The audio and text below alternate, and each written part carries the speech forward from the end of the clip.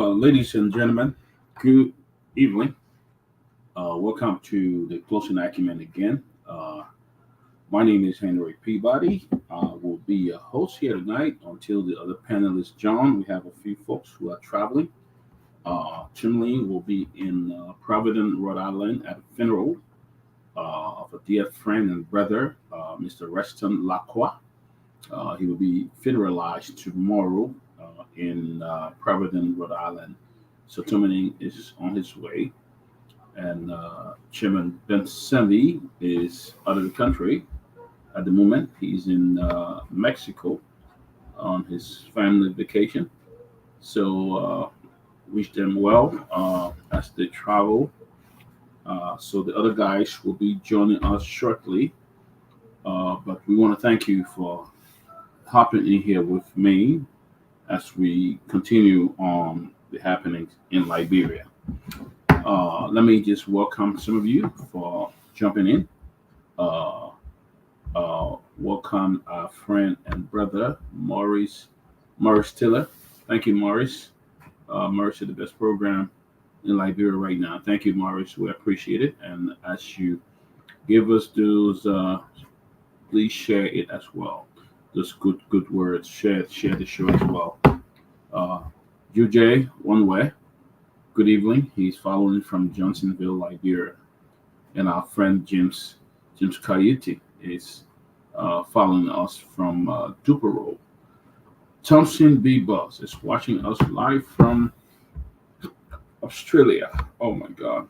Folks are so great to stay out and watch our show. So we appreciate you guys so much. Uh, William Saba Davids. He's watching us from Minnesota. I hear Williams a lot going on in Minnesota this weekend. The Cathedral reunion is having a program this year, and Monrovia College as well. They are all meeting in Minnesota this weekend, and I understand there will be a soccer game as well between Cathedral and Monrovia College. So it's going to be a lot of fun if you are in Minnesota. I encourage you to attend one of those events, the Cathedral Reunion and the Monrovia College as well in Minnesota. So we good to have you, George Christopher Ware. Good to have you, my friend. Thank you for taking up your time again. Uh, Winifred Smith, good to see you, Winifred. And Philip Catty is joining us from London. Thank you, guys. Thank you for coming on. There's a lot happening in Liberia. There's a lot going on, folks. I understand the president had a cabinet meeting today, and he challenged his folks to declare the assets. And he said if they didn't, they will change them, and the people that brought the name foul or people that hired them will not talk to them. So the president did give a strong warning to his folks today as well. So we are very honored to have all of you here today. We will go through some newspaper, but before we, Jerry Henney, it's almost 10 o'clock. Yeah, Jerry, we appreciate you joining us, Jerry. We we have to get off work, Jerry, and come and do the show. Sometimes it's tough, but we have to commit, and that's why we are committed to keeping you guys abreast of what happened. Godwin Camo Tall Sr., watching from, he said, Chinian, Wyoming. Welcome, my friend. Uh, uh, uh, Josh Limley, he said, and I'm here. Jerry Vonnie is watching from Liberia as well. So, yeah, guys, we're looking forward to a great show. There's a couple of things in the news here today.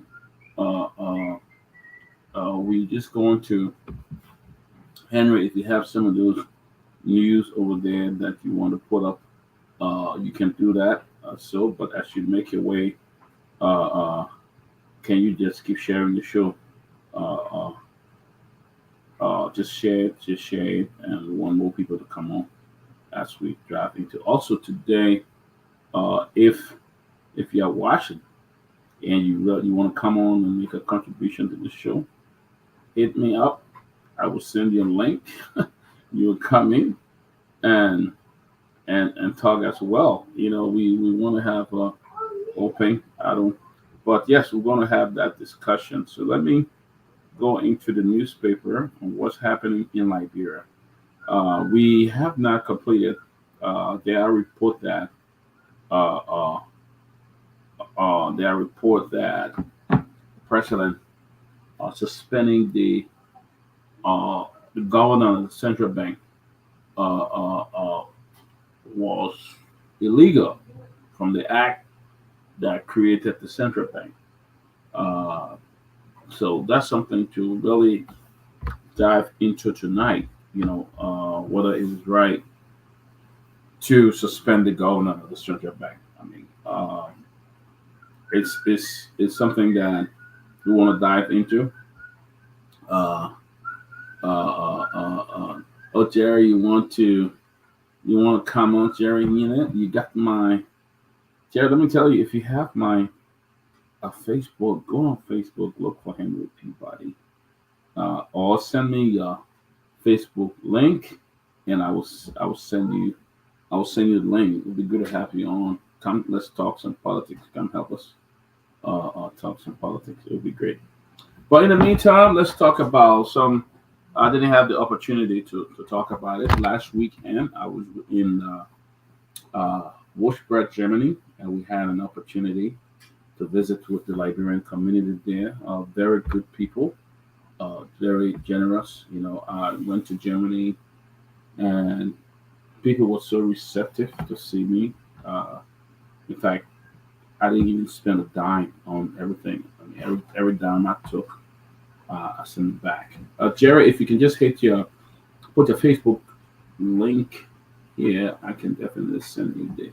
And the guys were so generous. We had from the president, Francis Menza, Mr. Mayango, Mr. Kingston Ware, Mr. Mark Muller from Switzerland. Uh, that's a king, one of the very nice kid. I mean, this kid cooked, prepared, make sure that I had meal. 3 days I was there. I mean, he took me to the Audi factory where they fix all the Audi cars, and he bought me pass to go around the place and to see start saying, I was shocked. I really don't take favor from people like that. But I mean, he was so generous. I didn't even know what to say. But we really appreciate the guys, Khalifa, all the folks, the Sandro Mates, uh, uh, all the folks there in Holland, Belgium.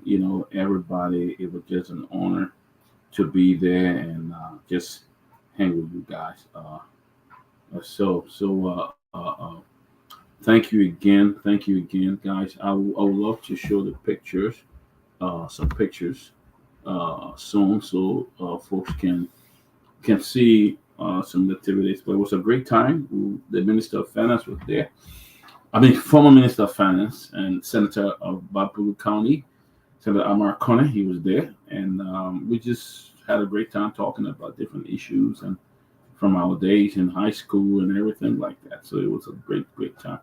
Welcome, Dr. Howard Jones. It's really good to see you. Uh, uh, so yeah, so what we talking about? Maybe I want one male and one female, if you can, to join me on this platform today, and let's talk some politics. We want to include you in the politics. Now, we don't want you to be listening to us, but we want to include you in the politics. So if you like, I can hit the link, and you can come on, and let's get the ball rolling. But I'm asking that you just share the link. A couple of things I want to talk about. The central bank. Uh, uh, is it did the president act in accordance with the act that created the central bank by suspending the governor? There are also reports that over 100 more, 140 government officials, more than 140 government officials, have not declared the asset after the president gave them. It's been 6 months, and they have not declared the assets. So I don't know what's going on. What's the issue here? You know. But Jerry, I will look for you on Facebook. Okay, okay. All right, Jerry. I will send you the link. I think I got you here on Facebook, Jerry Jerry M. Hine. I think I got you. I'll send you the link. Dr. Howard Jones, you want to come up too? Yes, I've been noticing that American from my high school days. We've known each other. We went to Monrovia College High School and we were classmates. Very smart man, So, yep, I've been knowing him, Mustafa. I know him very well. Lapu Kisumo, welcome. Dr. Howard Jones, if you want to come on the show, hit me up. Let me just bring you on. But, Jerry, let me get the link and I'll send it to you so we can begin. The president came up and called all the officials to declare the assets. And it had been six months. Yeah, Regina, good to see you. Jonathan B. Williams, he said he joined us from Benghazi in Libya. Wow, be careful over there, man. Benghazi used to be a good place, but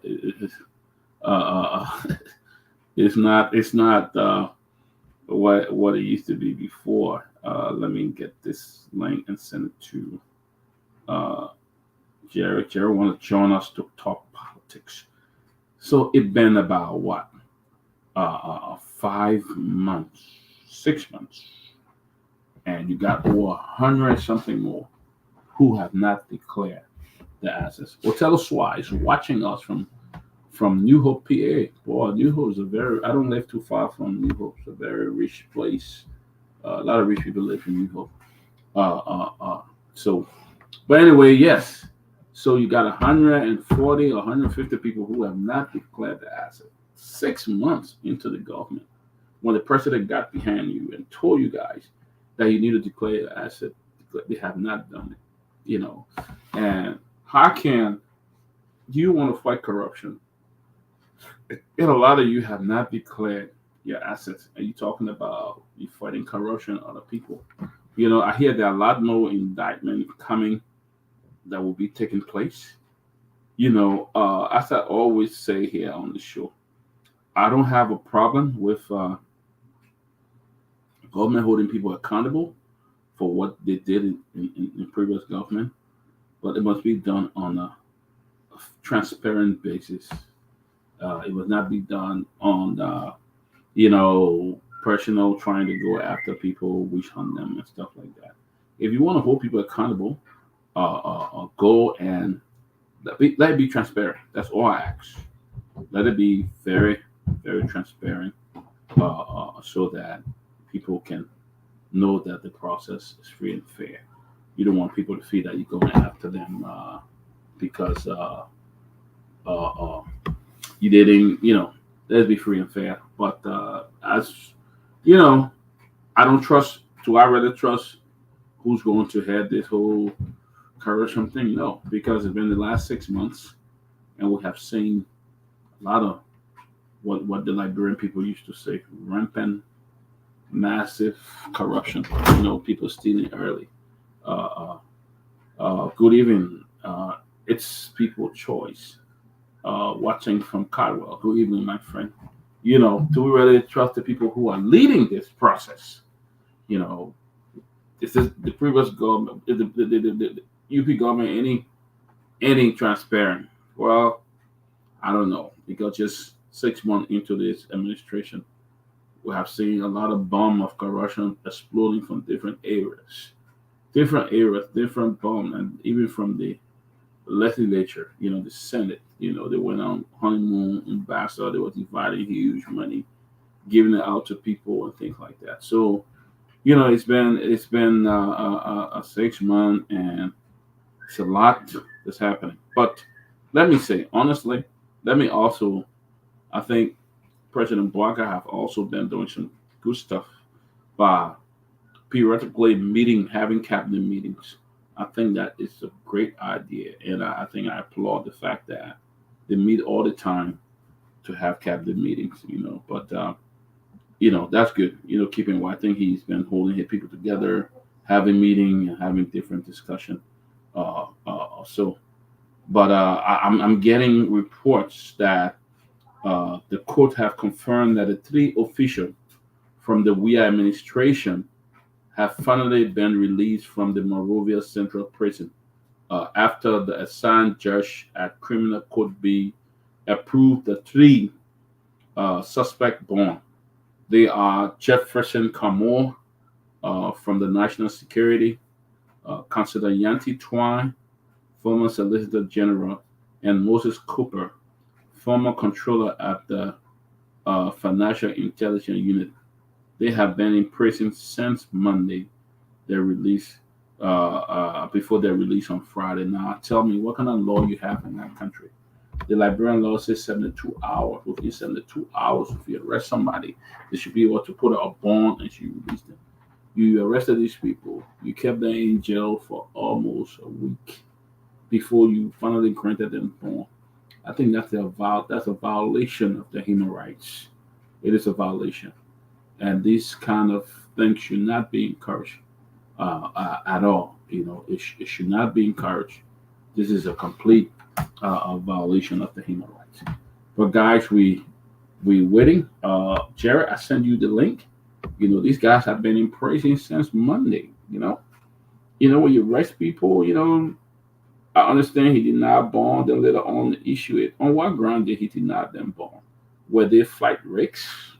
Were there folks that was going to run away from the country and all of that? You don't just go about denying people bond if they're not a flight rate and all of that. It's not a. I mean, they are not a serious criminal to say that they are very dangerous to society and all of that. And sometimes our legal system, people just want to exercise rights, but they don't go by the system.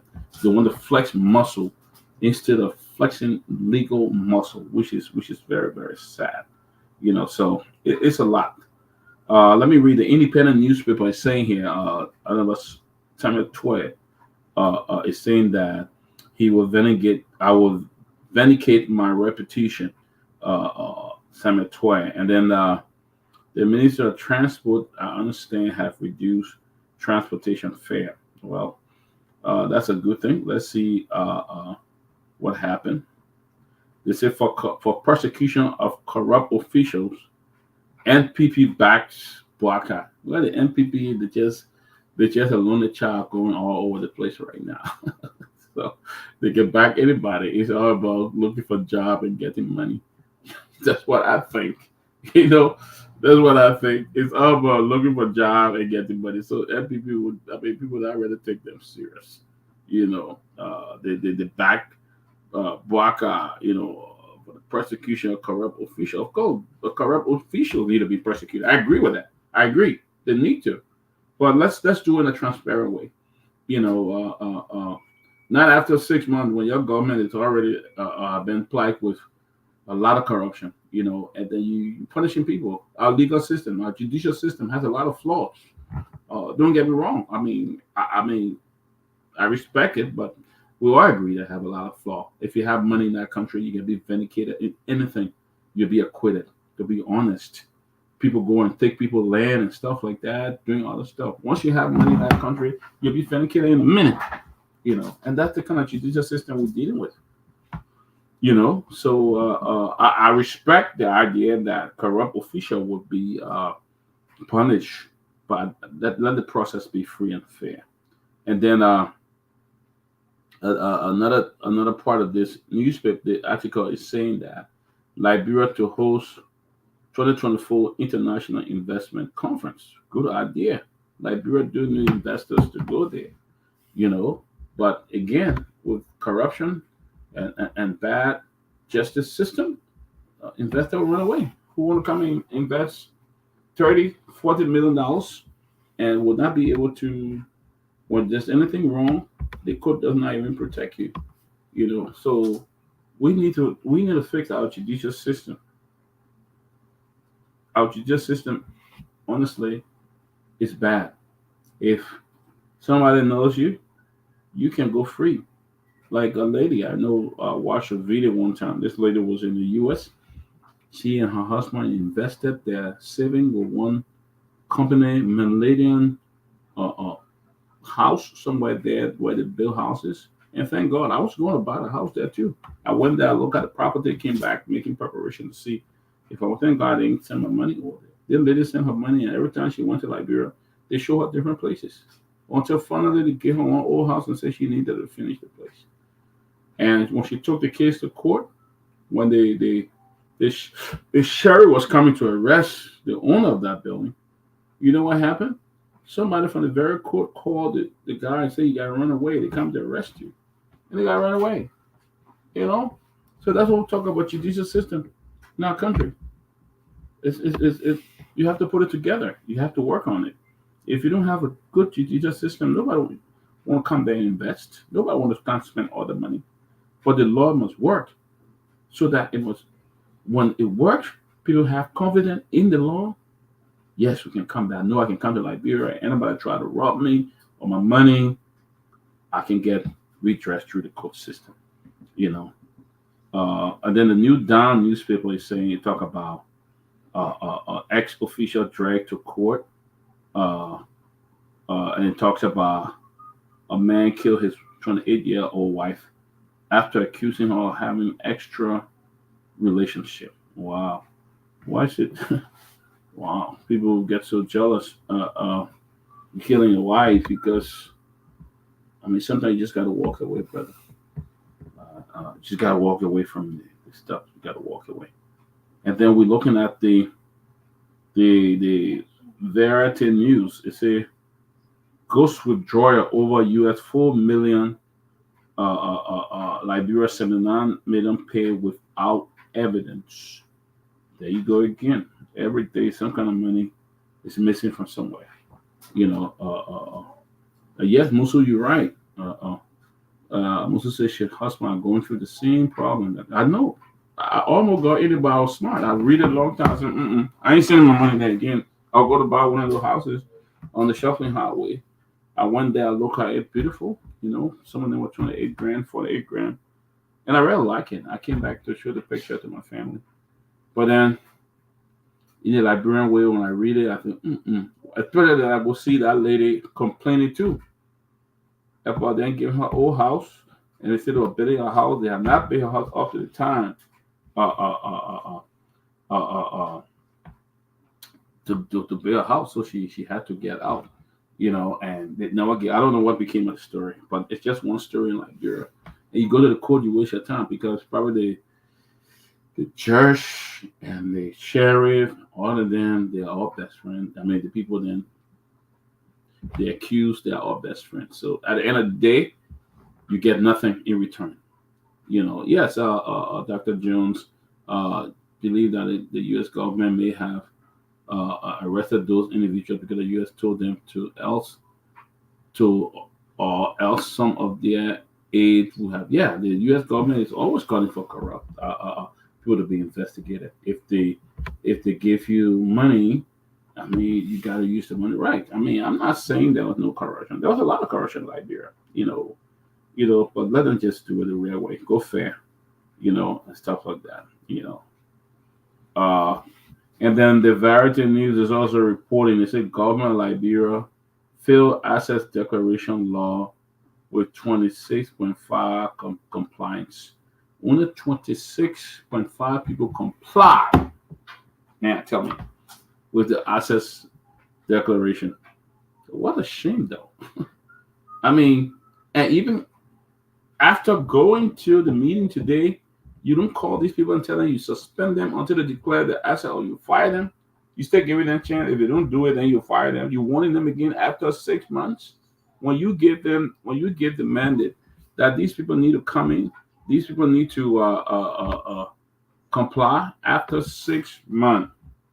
You're not coming back and saying that if you don't do it, only 26% of the people comply. Just how we had the assets, the group that should go after government property, asset stuff, nothing worked.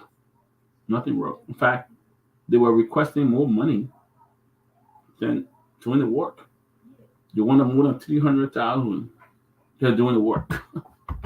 what will become of our country? My friends, what is actually going on in our country? You know, uh, uh, uh, okay, Professor Kennedy. I don't know. I thought I put the link in the chat room. Let me put it back in, Professor. Let me see. Uh, but what is actually going on in our country that we cannot trust? I mean, people go. I mean, this morning I was driving to work and I was thinking, why is it that people just put their entire life on government job? What? Everybody, the wealth they get is from government job. Everything they earn is from government job. I mean, you want to tell me people cannot just find a way of earning things for themselves? It's all about government job, government job, government job. So I'm really really shocked. You know why people don't do that. But it's all government job. People getting rich, they getting all their wealth, everything at the expense of the very people that they serve. At the expense of the very people that they serve. Can you imagine? We can't even nothing we can do to help ourselves. Everything is government job. You see a new group again in 6 years, and all will be in our government job. They will be posting and all of that. You know, and that is so sad. Very very sad. You know, very very sad. Why you say that? We only look for government job. Professor Kennedy, I have put the link in there. If you see it, Jerry Henry, see you're joining us. I sent you the link. You can't come on. I don't know why. But yeah, but this is what's going on. You see, why government job, government job? I mean, the president told you before when he came to power, he said everybody must declare their asset. Okay, the president went, brought some assets that were not accessible, got behind him. The president made his declaration public.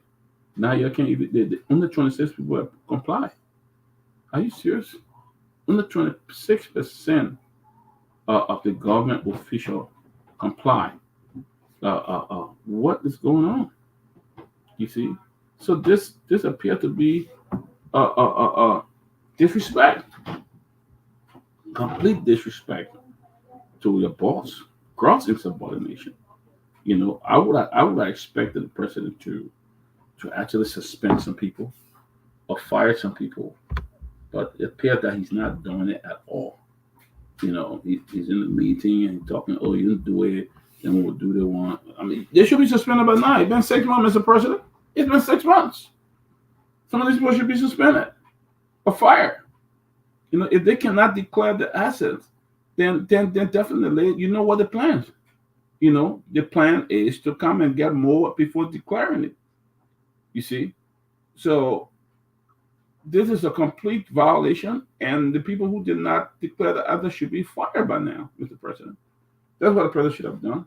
You can't have 26% of your people complying and the rest cannot comply. That is a bad precedent, Mr. President. You can't fight corruption like this. And those who are undermining you by being non-compliant in declaring their assets, Mr. President, you need to take a step because they are undermining your government, President Joseph Boakai. They are undermining your government. So, President Boakai, you need to take some steps in order to ensure that these people comply. If they don't, I mean, you need to fire them by now. How much chance you going to give them? So, how much chance? 10? How many chances you going to give them? I mean, look at what's been going on. So something needs to be done. So something in order to ensure that they are in compliance. So let me continue here. We got the training thing we're talking about. I understand those people arrested. They have been granted bond after 5 days in jail. And we are also hearing that only 26% of the people have complied with the asset declaration. The asset recovery team is already D, how they call it, DOA. They're gone. The money they wanted before they even start recurring asset was more than they wanted more money than the actual worth of the asset they were going to recover. they, want, they wanted more money than even the value more than the asset they were going to recover. They wanted a new car. I mean, it didn't come from my mouth. It came from somebody on the team. What's his name? Martin Cully was here. He said it. It came right from Martin Cully. It didn't come from me. Martin Cully said it. So we're talking about, it's a serious thing, folks. I've seen people who have died. You have people taking the money for property, for houses, and they can't get it. My father-in-law in Virginia have a lot of property in Marshall, Rouse Field Highway. My father-in-law used to be a general manager with X-Cham in Rouse Field, and his land. I mean, the original deed. He got some government official wanted to took the man land, started building, already finished building big houses on it, and he has the original deed.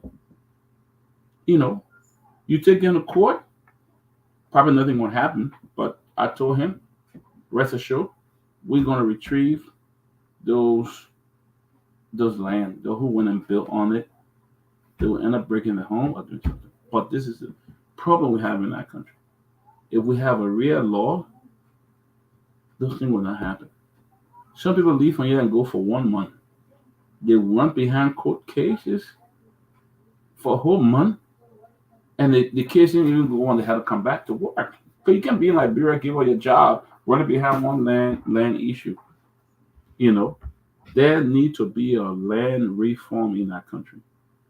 Because people are going and they are taking people's land, they are building on it, and this is becoming a problem. And what the law? And that's one of the things I always say, because I love Liberia. I love my country. In fact, one reason I'm always there, I'm always helping in those villages and everywhere I'm there, scholarship villages and other places. I'm always there. I love my country. But I have not been convinced to live in Liberia because some of the disadvantages that take place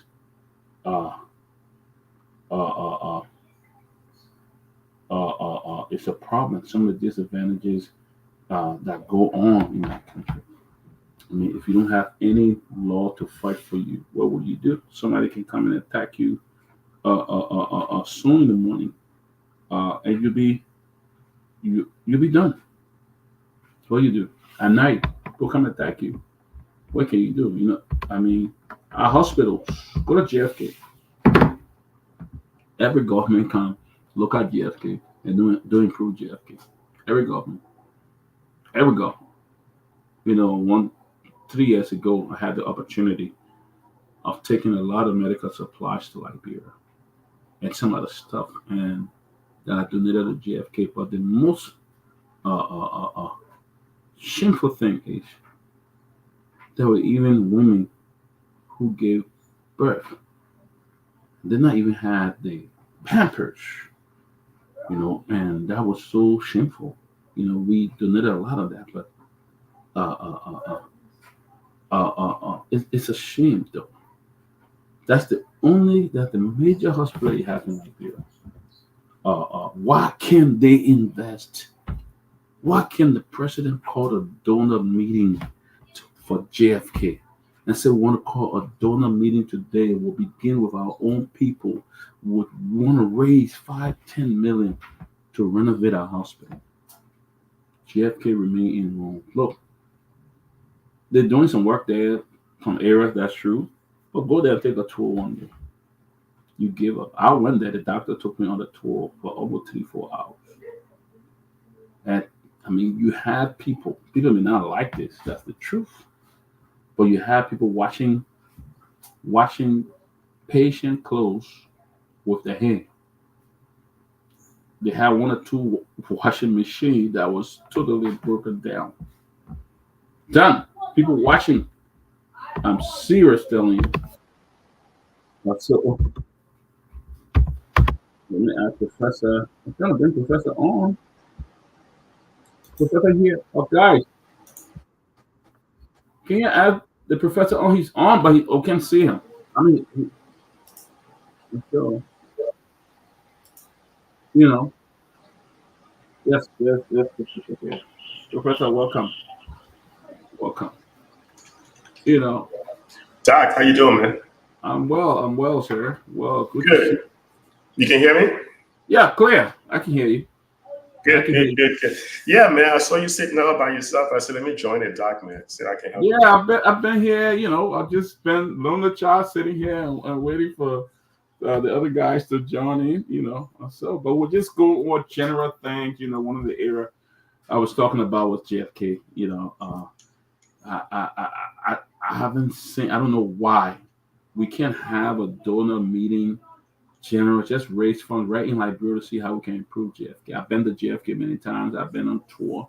The last time I went to JFK was 3 years ago, and the people in the laundry room were using their bare hands to wash the patient clothes and stuff like that. And that was one of the worst things I ever see, and stuff like that. It was sad, Professor. And I don't know, but I mean, it's not only just on this government, but we have had previous government, and every government seems to come and feel like they can solve JFK problem.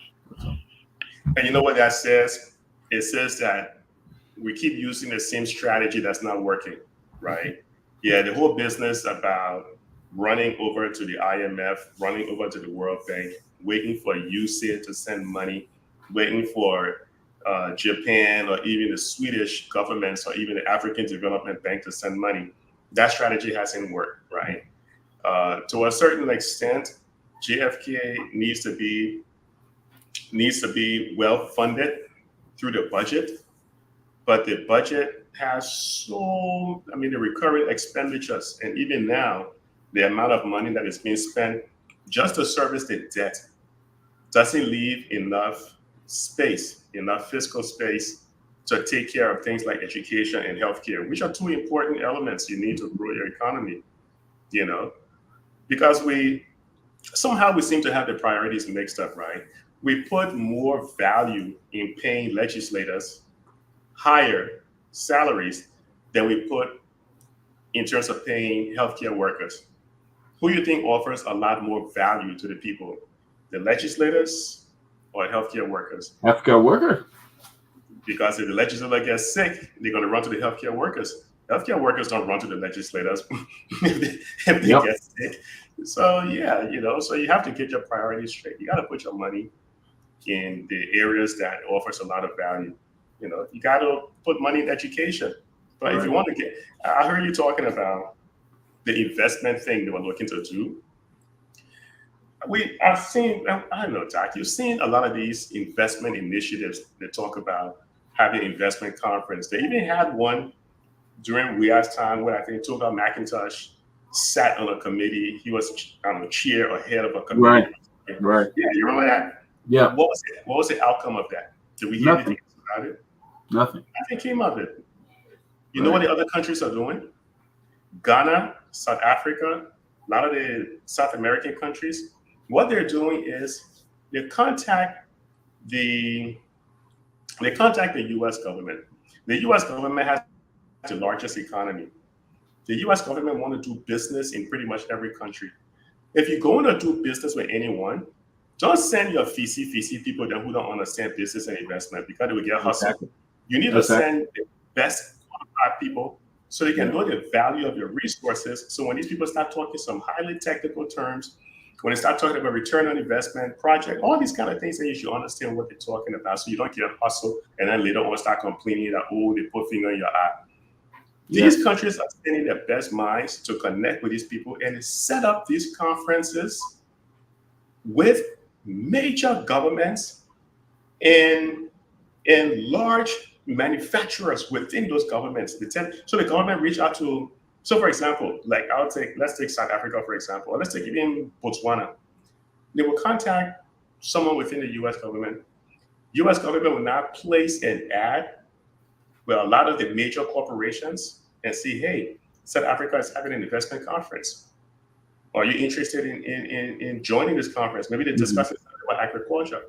Maybe there's an opportunity for sanitation or opportunity to do something in oil palm.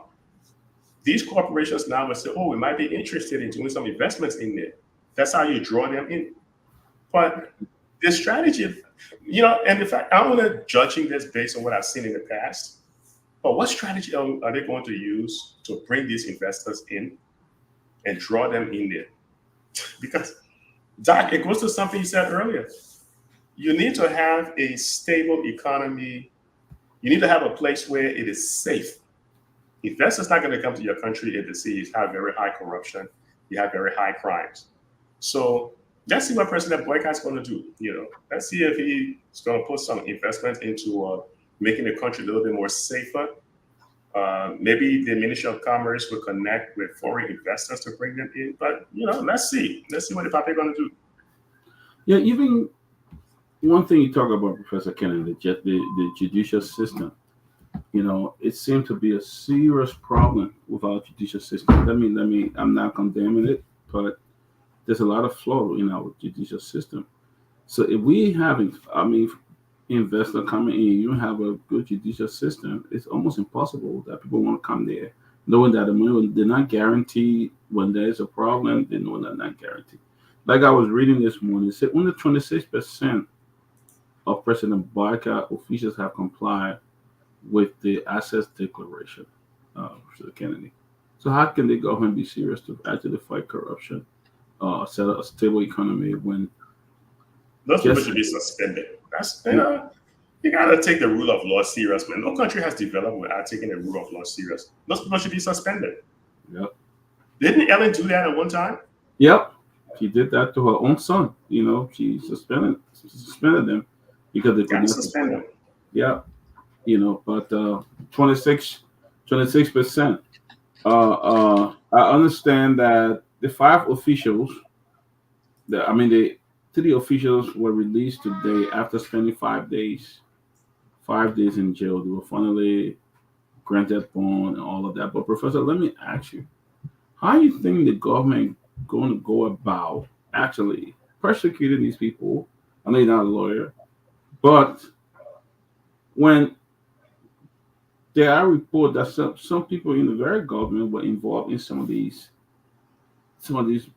money, received some money and all of that when they worked there. So how do you think government can actually do that, Professor? Look, here's the trick. The government may not be able to prosecute everyone because they can't afford it. But the trick is to succeed in prosecuting one or two very high level people. Because we know that, Liberia, like other African countries, have this big man syndrome, right? We feel that a big man can never be prosecuted. So it's like when you look at the animals in the wild.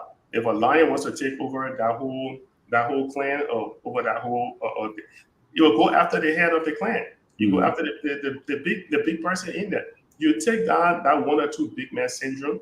Because you're going to chase everybody, you're not going to succeed. You don't have the resources to do it, right? But when you're doing it, you got to make sure it's transparent. You got to make sure that it's fair. And when we say fair, because if you're using it just for political gain, you want to hurt somebody politically, you're not really using the evidence that you have in front of you. That's what is called witch hunting. When people say witch hunting, you're simply doing it just for political gain. You don't have no true evidence. To succeed, you got to be fair. You got to be transparent. You got to make sure the person has an opportunity to defend themselves. You can't be undermining them. We know people can bribe the judiciary system, so everything has to be on the up and up. I think if you do it that way, you will gain the support of the people who have been crying to solve this whole issue of corruption. But it's a good lesson, Doc. It's a good lesson for Yeah, it is. I agree. It is.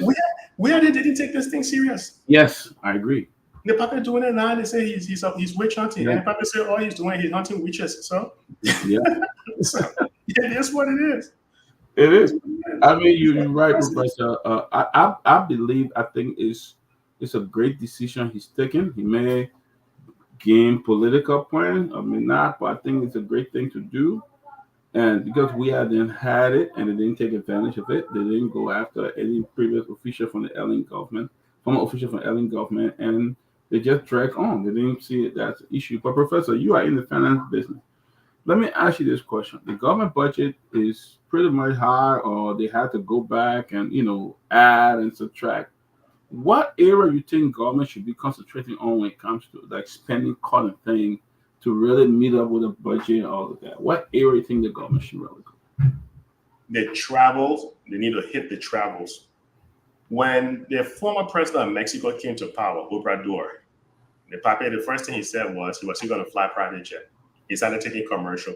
You might be on United Airlines and you'll see the president of Mexico sitting right next to you. He said he wasn't going to use the little, we call it executive mansion.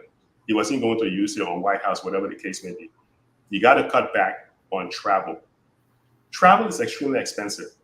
Yep. Flying private jets is extremely expensive because when I was doing it, it was costing about $4,550 an hour.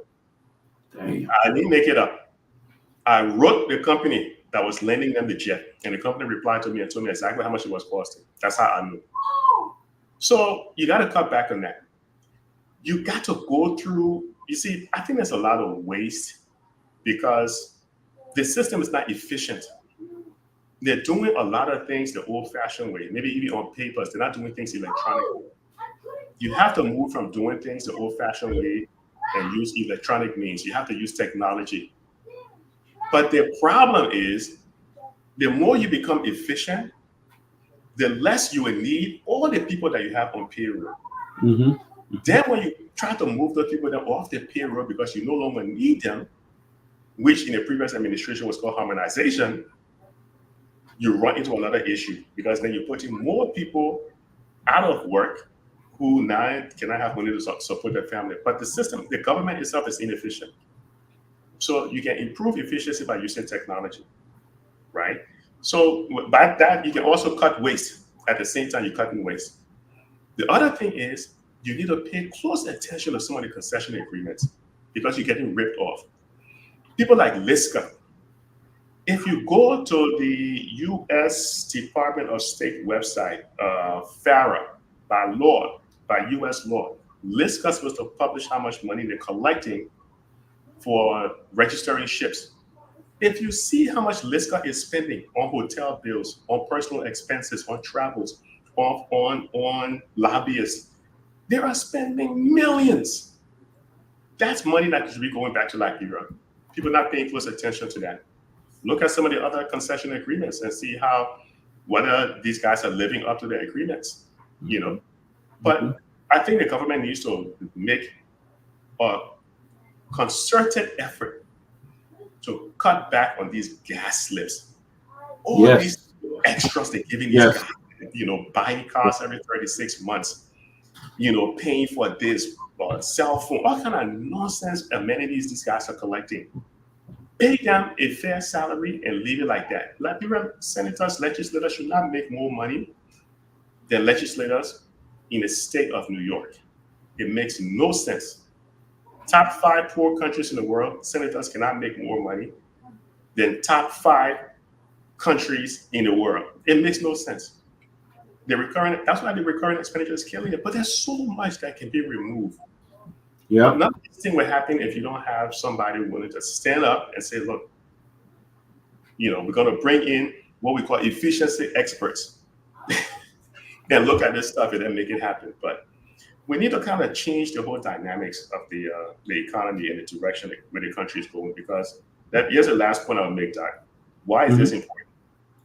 The population is growing at one of the fastest rates in Africa. It's growing at over 2%. That means we're putting more people, more women are having more kids, more families are growing and getting larger and larger. If you are not creating jobs to keep up with the number of people that's growing in the population, that means you're putting more people in poverty. Yeah. And you're setting yourself up for serious disaster later, because you have a lot of young people who will be unemployed, who will be very angry. So, Doug, you talk about something very interesting here before I go back to the travel cuts. Last week I was traveling to Germany and Europe, and I saw at least 8 or 9 people from Liberian government traveling for these wasteful meetings that will bring nothing back. You're giving them allowance, you're giving them hotels, you're paying for this, and not a whole lot. But you talk about Liska. I want to bring you back. Liska. Talk. What is Liska, and how does Liberia benefit from Liska? I mean, I know a lot of people watching may not know, about Liska, but I know there are events making a lot of Liberian. I know even government officials that are benefiting deeply from Liska. So, I mean, if you could just give a little breakdown about Liska and how much, money that Liska bring into our country, and why shouldn't we be taking advantage of it? Yeah, so the whole history of LISCA goes all the way back. The US government was heavily involved in setting up this whole ship registry business, right? So between Panama and Liberia, a lot of the ships that you see sailing and taking oil and taking goods around the world, they are mainly registered either in Liberia or Panama, right? The top two. LISCA, that is run by the Cohen brothers, those guys are based in Virginia, in US, in the United States. Those guys won the contract. I think they won the contract during Ellen's time. There was another company I think was servicing this thing. The other won the contract or renewed it during Ellen's time. They are in charge of collecting the fees for a lot of the ship registry and the shipping that takes place around the world. These guys are responsible for collecting the fees, and they give Liberia a percentage for managing all of this registration and fees collection. That is their key function, right? They take care of the whole maritime business. They send a little small portion to Liberia.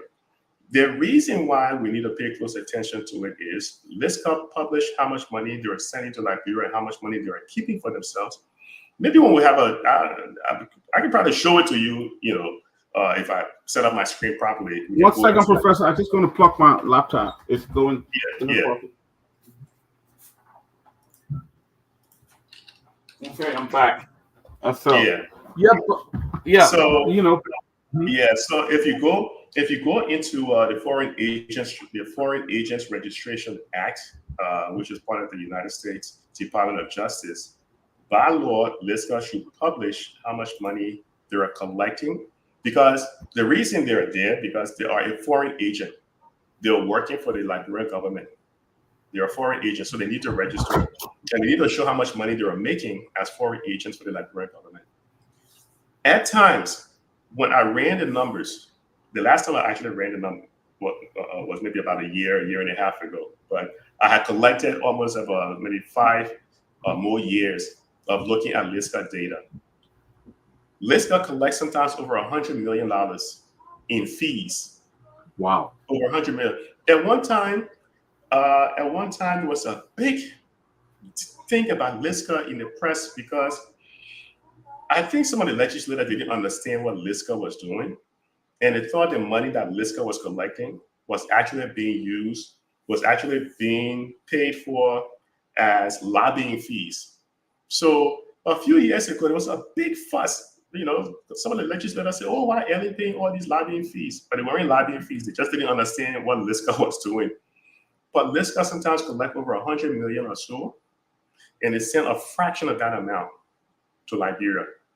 They pocket a lot of it to pay their salaries, to pay for their travels, to pay for lobbying fees. At one time, they even hired Ed Royce. Wow. Former senator. They hired Ed Royce as a lobbyist for them. I think they were paying him $25,000 a month, this one individual. Wow. And they have multiple lobbyists that they do hire. So there's some connection between LISCA and some of the people in the legislators who will even represent LISCA in Liberia. Yeah. If you go to the list of the people who are sanctioned in Liberia, you'll see a lot of shipping companies that are sanctioned under Liberia. They only have Liberia there because they're registered with LISCA, But there's some other individuals in Liberia who are sanctioned, like the finance guy for Hezbollah, the terrorist organization. He's got an operation in Liberia and Sierra Leone. He's also sanctioned. LISCA collect a lot of money. A fraction, if Liberia could negotiate even a little bit more money from LISCA, that would be a huge win for Liberia. Just look at how much money they're spending for travels and hotels and a whole lot of other nonsense, So even when Eugene Nyenwolo was running maritime, you got to take a look to see what was going on his relationship with Liska. Hey, I'm not making it up. It's on the people's website. You just got to learn to read, go there, take a look, and you can see it. So But, yeah. but what I see, Professor, is that the people in the government do not wish to bring all these to the country. They would rather go putting self interest. A lot of them benefit from Liska individual. They benefit from Liska individual, especially government officials. So even negotiating the right deal for the Liberian government, they will not do it because they will bury it and put their personal interest there and get money. There are a lot of people, I heard rumors that a lot of people, even officials in Liberia, that still benefit from this, that are still benefiting, still receiving from this guy. So, so Mhm. Oh yeah. but it's something that Liberian people don't know about. A lot of Liberians don't talk about this. All we know that there's ships flying a Liberian flag, but we don't know actually how much money is coming into the country, how much money Liberia could get, how much this could be a help to the government in terms of the budgetary support and all of that. Yeah, and the funny thing about it, Liska publishes this stuff. So if somebody really wanted to find out that information and sit down with President Boycott and say, look, we need to see what Liska is doing, to see how much money Liska is actually collecting, and to see if we can increase. Imagine Liska collects about $25 million and sends $2 million to Liberia. Dang. Look at that kind of nonsense. Well, why is it like that, Professor? That's how the arrangement is made. And I don't think anyone has ever challenged Liska to say, why are you guys spending $10 million on travels, on hotels, and salaries, and all this other nonsense? How many Liberians? I mean, Liberia does have a representative over at Liska, but I don't believe that person is looking at, well, I shouldn't make any assumption, but I think they may not even be looking out for Liberia's interests. So it's just one of those things where, you see, in developed countries, like if you're in the UK, if you're in France, if you're in other countries, even Ghana, look, I said Kenya, Rwanda, look, I said pay close attention to some of these things, man. They pay close attention to some of these things to see, to make sure that people out there not taking advantage of them. People do take advantage of them, but some of those countries, and they pay very, very close attention to some of those things, man. Wow. Let me see if I can find the last fee schedule from Liska, because I haven't looked at it in a while. So there's, you can search their filing to see how much money they collected. So let's see, Liska registration is 5490. Let me see what they filed recently, because it's something that I think the government needs to look at. But let's not get hung up on that. Yeah. Yeah, if I find it, I'll put it in the Next time we probably need to talk about it and have a whole show on it. How the government could benefit from that. But again, I want to come back to this travel thing. It seemed like, one thing when you were talking, one thing I gather is, can you imagine if the government were hosting these trainings right in Monrovia?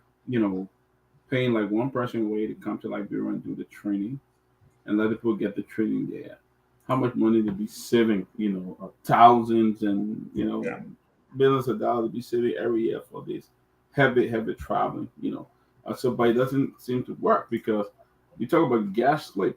Mm-hmm. I've seen people in Monrovia who have told me, I remember in Ellingov, I had a friend. He said, I don't need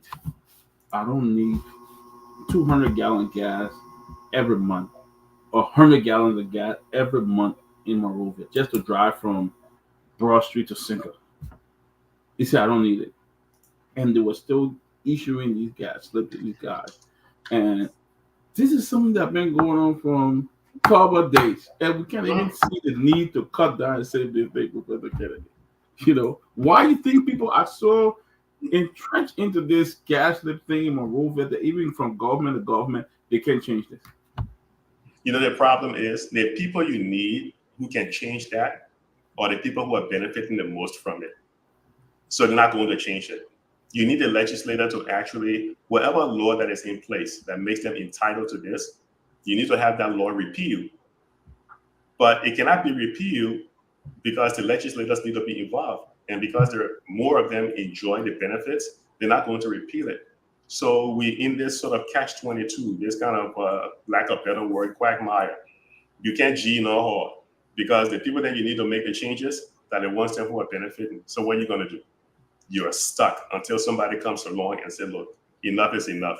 They're willing to do battle with the legislature and they change it. And then when you do that now, they start paying their little foot soldiers to take the social media and try to damage you. So it's a game to play, and like brand people are the pawns or the losers in this nonsense because they're not enjoying the resources in the country. You know, Right. it can be better, man. It can be better.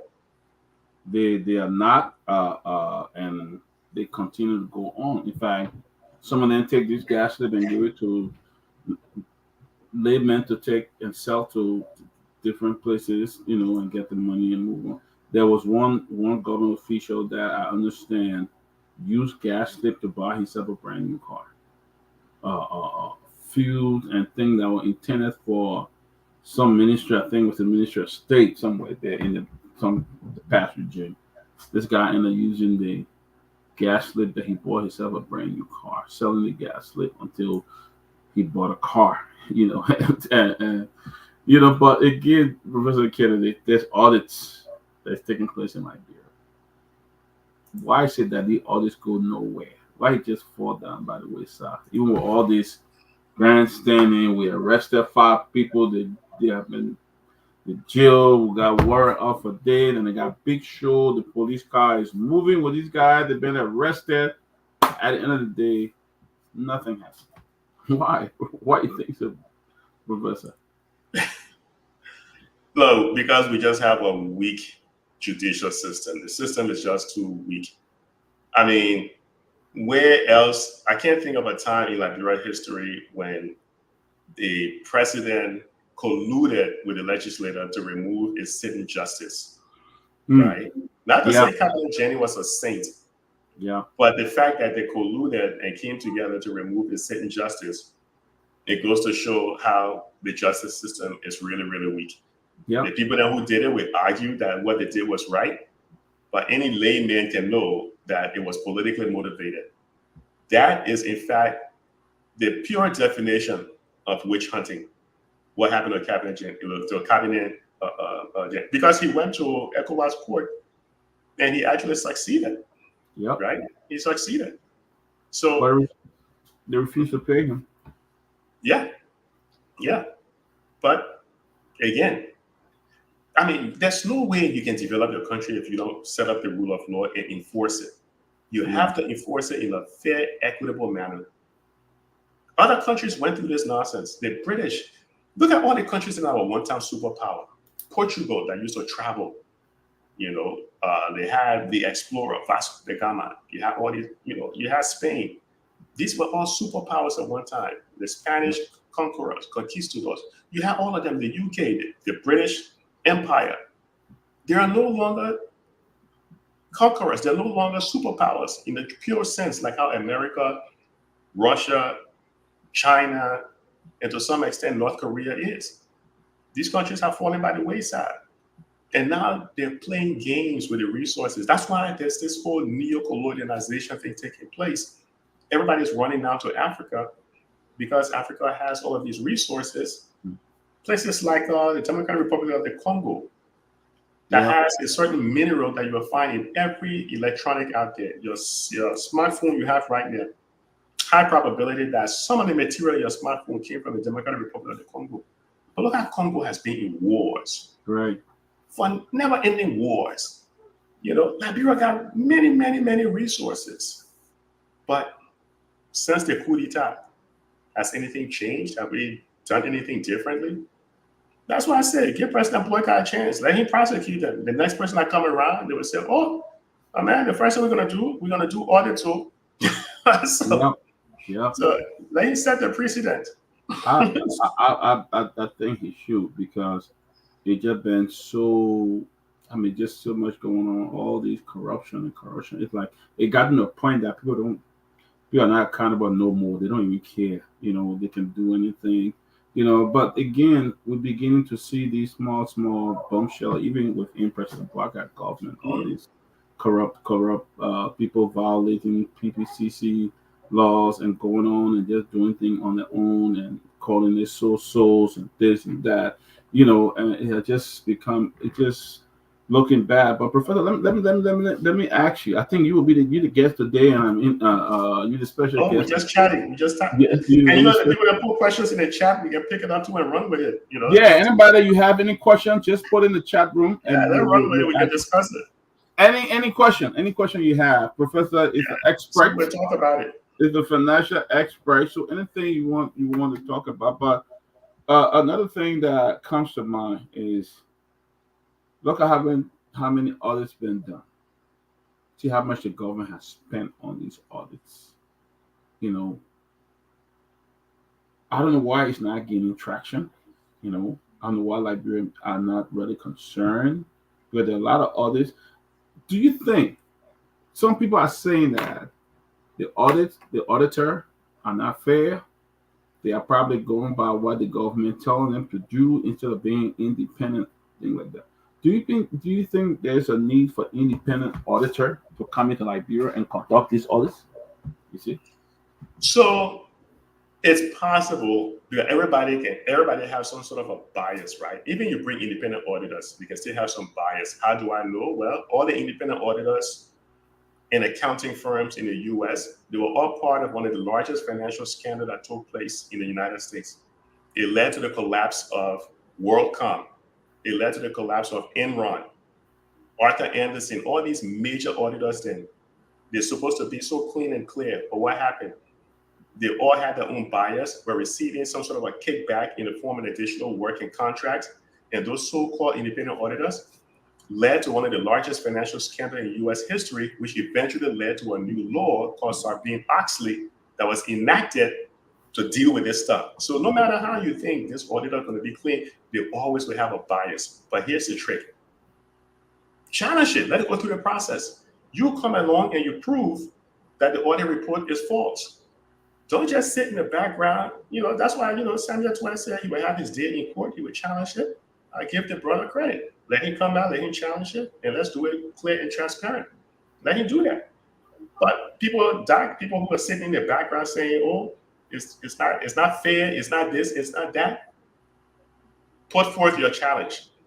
I'm not Yeah. disagreeing with them. I think the auditors may have their own personal bias. But you got to know how audit work, right?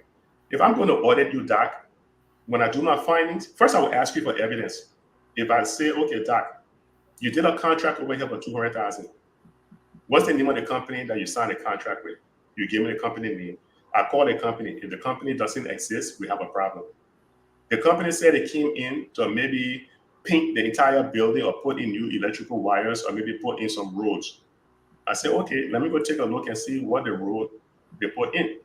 I go look, there's no road. That's how the audit work. I will ask you for evidence, and then I will try to verify that evidence. And then you have to explain what happened. It's not like, I ask you for documents, you don't give it to me, or I just make stuff up. That's not how audits work. If that's how they're doing audits, well, then that's a problem. Yeah, that's a problem. Yeah. So, This guy is asking. Let me just put his stuff up there. McDonald Guide. He said, "I'm an advocate for trusteeship. I deeply believe that trusteeship is the only way out of the nation. What's your thought on that?" Uh, Guardian. nah, That's Guardian. Yeah. no, Yeah. trusteeship wouldn't work because you will always be, you always need the trustees to babysit you. You will never get out of diapers. You will never get out of your walking chair. You need to be able to put in place a leader who can turn things around. That was how Singapore did it. That was how Ghana did it. That was how Rwanda did it. That was how the United Kingdom did it. America had a civil war. That's how all these countries did it. They just had good leadership that came up and got it done. But the trusteeship looks like a quick fix, but eventually it ends up hurting you in the long run. I mean, there have been instances where some countries have gone into trusteeship and bounced out doing much better. But overall, in this day and age, trusteeship just wouldn't work because a lot of these trustees might even come in and end up ripping you off by taking a lot of your resources. So you may end up in worse condition than you were in before. So I know the trusteeship. That's like saying the like when Zimbabwe, the currency was just a piece of crap, right? You can be sitting there eating a bowl of soup, and then you lose the price of the soup just double because the quick fix was to go full dollarization. They stop using the currency and flip over to using the US dollar. Well, that worked for them, but there's also a risk. And Zimbabwe has done it a couple of times. I think Venezuela may have done it. I think Argentina, I don't know, some other countries did it. It's a quick fix, but it's not a permanent fix because the issues that led to you going to trusteeship, you never solved them. The rule of law, all those things, so on. And people you have entrusted your country to leave, you will fall right back. You have a relapse. You go back to doing all the bad things you were doing before the trustees came in. So you got to fix the thing first. Another guy, somebody asked, do you think they should have judges in Liberia, independent judges? Nah, all the judges, if you want to know how the judicial system is in Liberia, if you go and you just search for the Human Rights Report on Liberia, they talk extensively about the judicial system. But you all know the judicial system. You can bribe people, you can bribe judges, you can do all that thing. And the judicial system is weak. And I can't think of any country that managed to develop with a weak judicial system. It just hasn't happened in history. And until you fix the judicial system, Liberia will be in the same position. Because, imagine someone can legally steal your land in Liberia. Mm-hmm. When I say legally, they can go to court, get all the legal documents because they pay a judge. Yeah, they can steal your land in Liberia. Right. The judicial system is not fair. It's not. So, let me see what Melvin Calder wrote. He said, LACC Westside was taken down according to Front Page Africa only to take Barker name from there. I don't know what he mean about that. I don't know what a Front Page even reported that to remove Barker name. I don't know. But let's ask the audience this question and let them put the answer in the chat. How many people agree with what Barker is doing? Do you think what he's doing in terms of suspending forget the suspension of the CBL governor, but you think what he's doing in terms of going after people based on this audit report, do you think it's right or is it wrong? So they hear what they you can put your answer in. The guys in Monrovia are saying that the show is on the radio, but they would not be taking call because they're doing some renovation at the office. So the show is on the radio, it's on Truth, and it's on Hot FM as well. So they're listening. But yes, like Professor said, if you think what President Barker is doing is right or wrong, we want you to just hit the box. Actual factual say it's very right. He said it's very right. And then Alvin Loken, let's see what let me take this down. Let's see what Alvin said. Alvin Loken is saying that Liberians are interested in transparency, but we need an honest and balanced leader. Do you believe JMB is balanced with decision by going only after George Weah government officials? I think, Professor, that question is for you. Maybe it's just a start. Who knows who else he will go after when he succeeds with this one? But it's just a start. We don't know yet. But you got to start somewhere. So he has started with Ellen. You will come to say why he going after certain people in Ellen government. He started with Taylor. So he got to start somewhere. So let's give him the benefit of the doubt. But you got to start somewhere at some time. So I would say, yeah, get him the benefit of the doubt. Which is, Alvin question is good, but why do we turn this back? President Weah was there. Why didn't he go after them? Why didn't he do it? Why did he not do it? What stopped him from going? Alvin. So let Alvin think about that. Let me see what Mr. Double say again. He said, I believe going after corrupt officials shouldn't be limited to the CDC government. I agree. Yep. I agree as well. Let's see what Guardian say here. Guardian say, agree with what he is doing. My concern is that you can't trust the judicial system. Plus, I think they are selective as well. Yeah, Perfect. I agree. yeah, I I agree. agree. You know, Mhm. yep. You know, exactly. Mhm. Yeah. Actual factual is right. Let him get a day in court. Let's test the Yes. system. But my Let's brother, test. if they get a day in court and the judicial system not right, you don't trust it. Yeah. Let's. You see, this is where they should allow reporters in the court so the public can see how the judge is. If like the defense attorney object to something, let's see what his objections are. Let's see whether the judge sustain those suggestions, or if he were to overrule them. Let it be transparent. Let's be live broadcast. Remember how the O.J. Simpson trial changed things around in this country? When O.J. Simpson was put on trial, everybody was focused to see if he was going to get fair trial. I agree with who said the one transparency with Alvin Logan. Let it be transparency. How do you get transparency? Let the reporters that come in the court televise the trial. You know, Yeah, yeah, and yeah, make it open to the media, live broadcast, I executive. agree. I mean that I agree with that, Professor. That's a good point. Let it be a live broadcast. Let other people get to see what's going on in there. I agree. That's the fact. Okay, let me see what Benedict is saying here. Uh, I want the government to be for all Liberians, to work for all Liberians, by including past corrupt officials too. I think this is something that we can do a survey and see how many people calling for Mhm. past and current official. That seemed to, because everybody seemed to be talking about that past official. But my question here is, why did President Weah let that slide? Why did he just let it slide? Why did he didn't go after these people when they had evidence that people from the UP government were corrupt? They had all the evidence. Why they just uh, uh, uh, uh, overlook it? They were reckless about it. I don't know. Felicia Howard is saying, why did why JMB is telling the guy to take his record down from the website? He is corrupt. I don't know. I will go back. I will check from.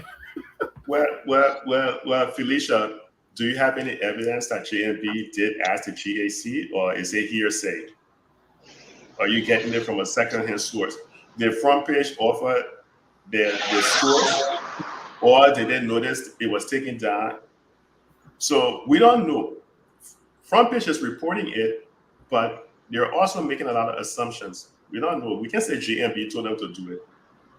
So, I mean, that's just my opinion. Let's see the evidence. Who took what down and who said it? You know. Julius, you on though? So, Thank you. Lofa, you Yeah. on? Okay. All right. Well, good. I mean, Dr. Peabody. Sorry, guys. I had to turn my camera off. Just caught the fact I'm in traffic, but not driving. But I wanted to chime in on the conversation, so that's why I told to chime in a little bit. Regarding the issue of President Boykai's actions, I honestly think that President Boykai is trying to lay out the premise, right? What he's doing here is hopefully something that we can use as a precedent, something that President Weah could have done, but he purposely ignored it. And this is why I support President Boykai's action with the hope that the next government will now consider the idea of prosecuting President Boykai and his corrupt team as well. What I believe over the past couple of days, what I have come to understand is this. I strongly believe that President Weah was trying to play, the playground style. You go to play basketball on the court. If I pick you to play on my team, I hope that you will pick me the next time I come to play too. President Weah was honestly thinking, if I don't audit and prosecute these guys. If they win an election, they probably would not go after me too, because they will feel like it's an opportunity to return the favor. Now, President Boycott, on the other hand, is saying, I may not have no interest in running again. As a matter of fact, I may just play the Biden card and just say, hey, I'm out of it. Somebody else goes. So I will use this as an opportunity to leave behind a legacy. And my legacy would be one of the presidents who fought corruption. I don't know if there have been any other president in Liberia who ever took the idea of fighting corruption to the next level.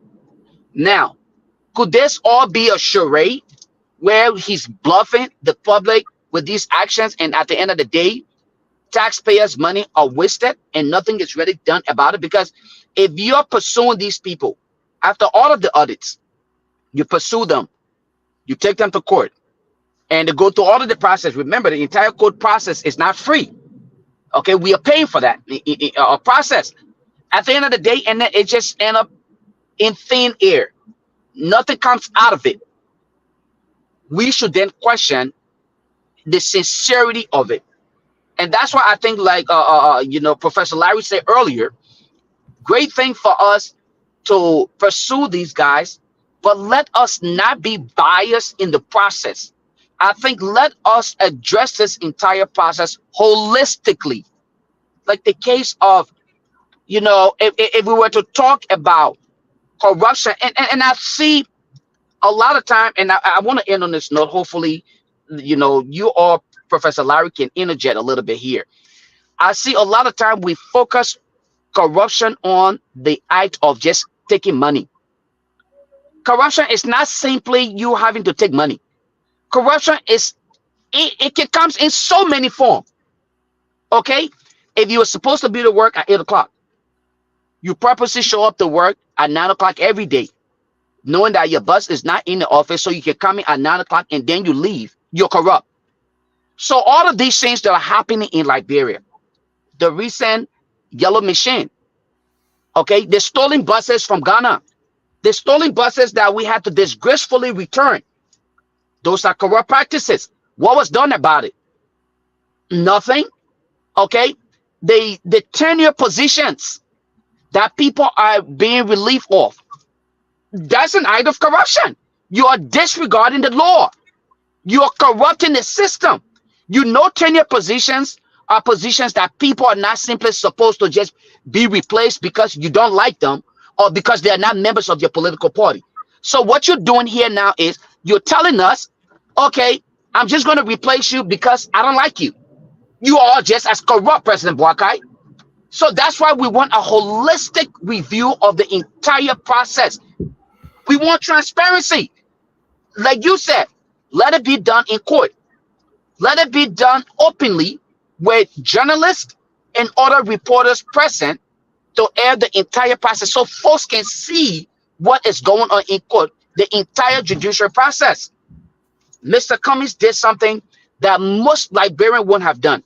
And I want to end on this note. He said, I would test the system to the core.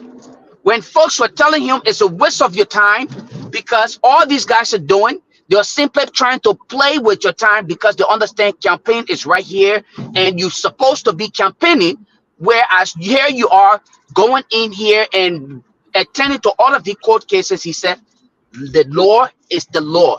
Let me follow the law and the result will speak for itself. Today, we can honestly say we wasted taxpayers' money for no reason, all because we were on political charade. An innocent man walked free, the taxpayer lose on it, and then the corrupt few, the CDC, the UP, they end up as what we see them today, celebrating but crying at the same time. I end on that note for them. Well, Professor, maybe you want to chime in? What Lofa just said?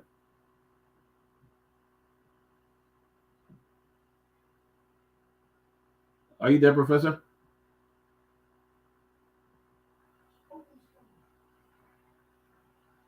I'm not hearing. Okay, there we Yeah, I go. can hear you now. Yeah, so I mean, the key point that Lofa made was the president may be just doing this also because he knows there's no quid pro quo. He doesn't need political capital to run again in 2029. And some people say he might run in 2029. But by doing this, he doesn't believe that there will be a need to worry about, he being audited come 2029, which is fine, no matter how they're doing it.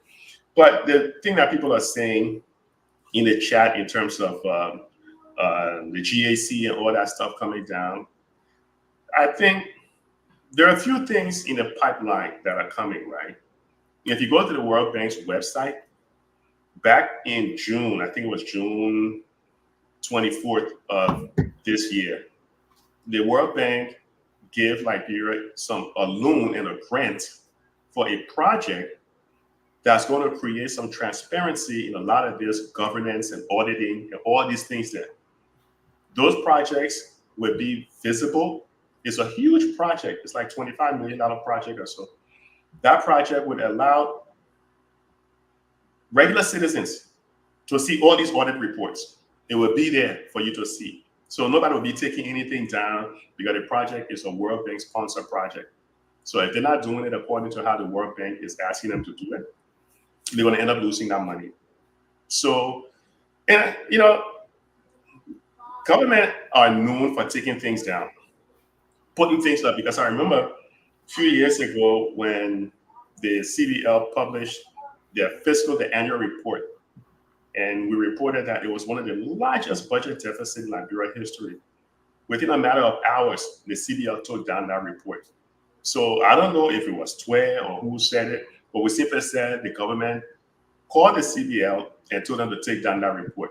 Now we know the CBL is supposed to be impartial, but they're not technically impartial. So Lofa made a good point, right? He made a good point that the president might be doing this because he doesn't plan to run in 2029, but that's good for Liberia. It's good for Liberia. Let him do it. Let him do it. It's set a precedent that the next person coming, the first thing they're going to do is to do audits. But you know what we need to do rather than, audits are reactive. Because even if you succeed with the audit, you succeed in the prosecution, the money is gone. The chance of you recovering that asset is like slim to none. Because you spend money in putting people on trial, then you got to go spend money for asset recovery. And like what Doc said at the beginning of this show, you might end up having to do asset recovery from the asset recovery team. So you'll be in trouble. If you got to do asset recovery from the asset recovery team, you're wasting your time. So we need to be more proactive, right? We need to put the mechanisms in place to make sure that people can't steal money. People shouldn't be handling cash and checks and all that nonsense, So we need to kind of change things a little differently. What's Billy saying over there? Nothing is needed from the sake of posterity. We need it for the sake of posterity. Ability, I think though, there to some extent, I think we do have. I don't even want to reference them as mechanism because I think there are policies put in place, but are they enforced? Like the case of the asset declaration, right? I think it is a requirement for a specific criteria of jobs that offer in whatever executive level or whatever in government. It is required for the sake of transparency. It is required of you to declare your asset and hopefully publish it. Okay. And in my definition, I think the idea of asset declaration is to make information available to the general public. Now, unfortunately, for a government that claimed to ascend to power with the idea of transforming and fighting corruption, listening to the ratio for those who have declared their assets, that tells you that those policies that are in place, they are not being enforced. I can rest assured you today, and I would put my neck on the line, but I wouldn't do it. I would use Professor Lowry as an example, okay, considering him as a man with integrity, had he been placed in the position of the president today, hairs would have been rolling all over. Why did you not declare your asset? You're out. You're either out or you're suspended. One or the other. You're either losing your job because you purposely chose to disregard the men that I ran on. So you're out. And not to just say even Professor Larry alone, even you, Dr. Peabody, you would have frowned on these kind of behaviors because you know where we are. Now, speaking of President Boakai, the same things people cried about before his ascendancy to the presidency, President Boakai appeared to have been the most humble soul. They claimed that his lifestyle was so just a more normal lifestyle. The man came into power. Now he's printing his name on his shirt, on his forehead, just like when we were right. You know, printing his name on his forehead, on his arm, on his shirt, living flamboyantly. President Weah did it. Every time President Weah wore shoes, we had it on the social media, the price of the shoes. That tells you the mindset of the kind of people we're dealing with. So I think the policies are in place. It's just how they are implemented, how they are forced to make sure, or enforced, excuse me, how they are enforced to make sure that everyone abides by the rules. But unfortunately, these things are not happening. So they are there. They're on the book. But people purposely disregard all of those things because they feel like it's in their best interest to steal. And President Boakai is a prime example of it. This man is just literally, I mean, he's buying into all the bad practices. He's now becoming the next idea definition of corruption. And like I said yesterday, and I'll say it again every other time, Unity Party invented corruption, and no one in Liberia will ever be better at corruption than the Unity Party. Thank you. Well, welcome, God. Welcome, Sylvester. The new, how you call it? New, what? How you call that? They call themselves the neo progressive. Welcome. Don't say they the call party. themselves. Don't say they call themselves. Well, let me land. Then you can counter that. The neo progressive, aka the politician. I mean.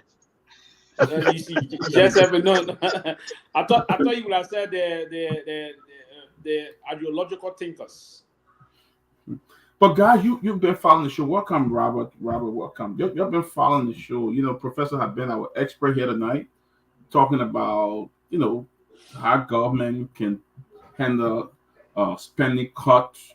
Talking about how they can deal with LISCA in working on the amount of money or renegotiating government share. I mean, the amount of money that LISCA brings in every year, and government they're receiving a penny of it. All of that. So we've been talking for different topics. I'm sure you guys have been following the show. So I want now we are hearing that the government has taken down the audit. LSCC have taken down the website and to remove Boakai. All the audits doing the UP town is being taken down. I don't know how true it is alleged. I mean, people are saying it. A lot of people are saying it. But I just want you guys to kick it. Robert, since you just came, I want you to start, and then we'll go to Sylvester.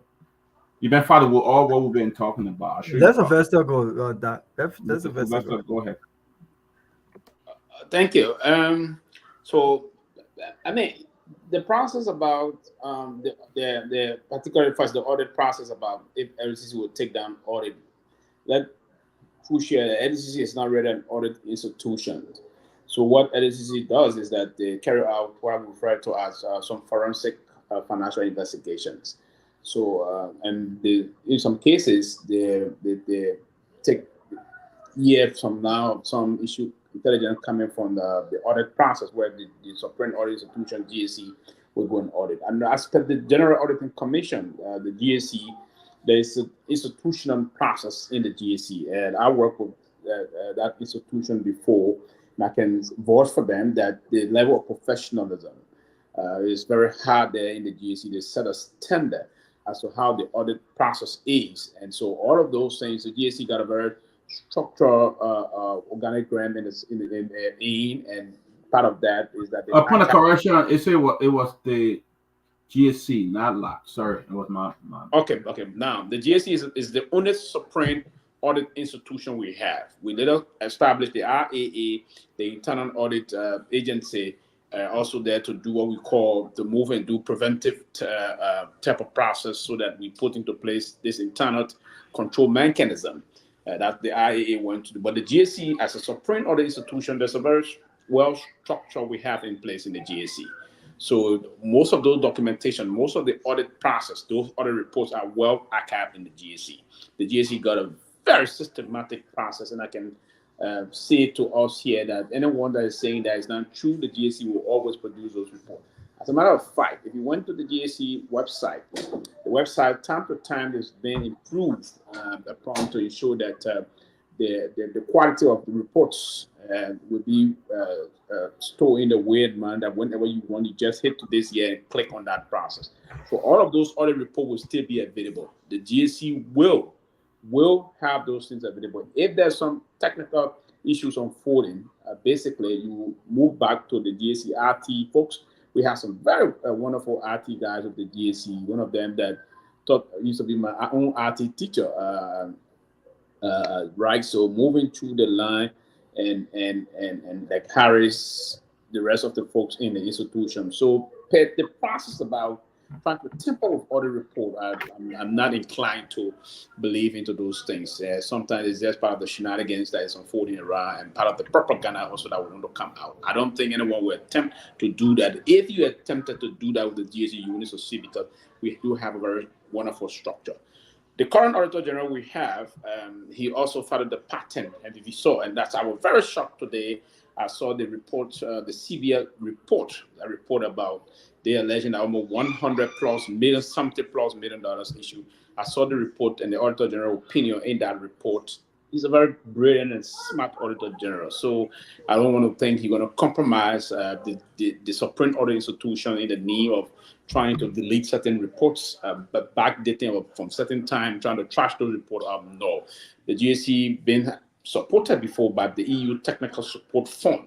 And I want to believe, as listening to the professor talking about the World Bank supposed to be coming to do other things, I didn't get that point well, but I think they want to sort with themselves in a way that they will still have that kind of integrity, because we're talking about integrity is repetition problem. They don't want those things to perforate their reputation moving forward as the only supreme audit institution in our country. So I'm of the mindset that some of those things are unfolding. Yes, people will attempt to do a lot of things. They're demagogues, those demagoguery thought process, and individual we have shared thinking we want to do those kind of a line, but I don't think it's the country we find ourselves today that people will want to come in and do this kind of a thing to see and will blow things up. Accountability is very firm in the country, and I want that person, I believe in that.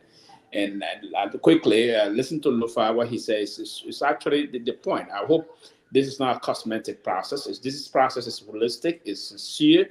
We need to allow the process to play out and allow the court system to function in a very independent manner, void of any political interference or any kind of a manipulation, right? Because we shouldn't hanker on those kind of alliance as things and move to just plunge the country into another problem. We should allow the system to work and allow people to move through the system and go through that. If you find yourself into something, that is an investigation. If they said that this person did this and did that, so, but I thought, gentlemen, we should take some time to go through the report coming out of the GSE. There's some terrible the report, so we want to analyze as to what actually unfolded in some of those things.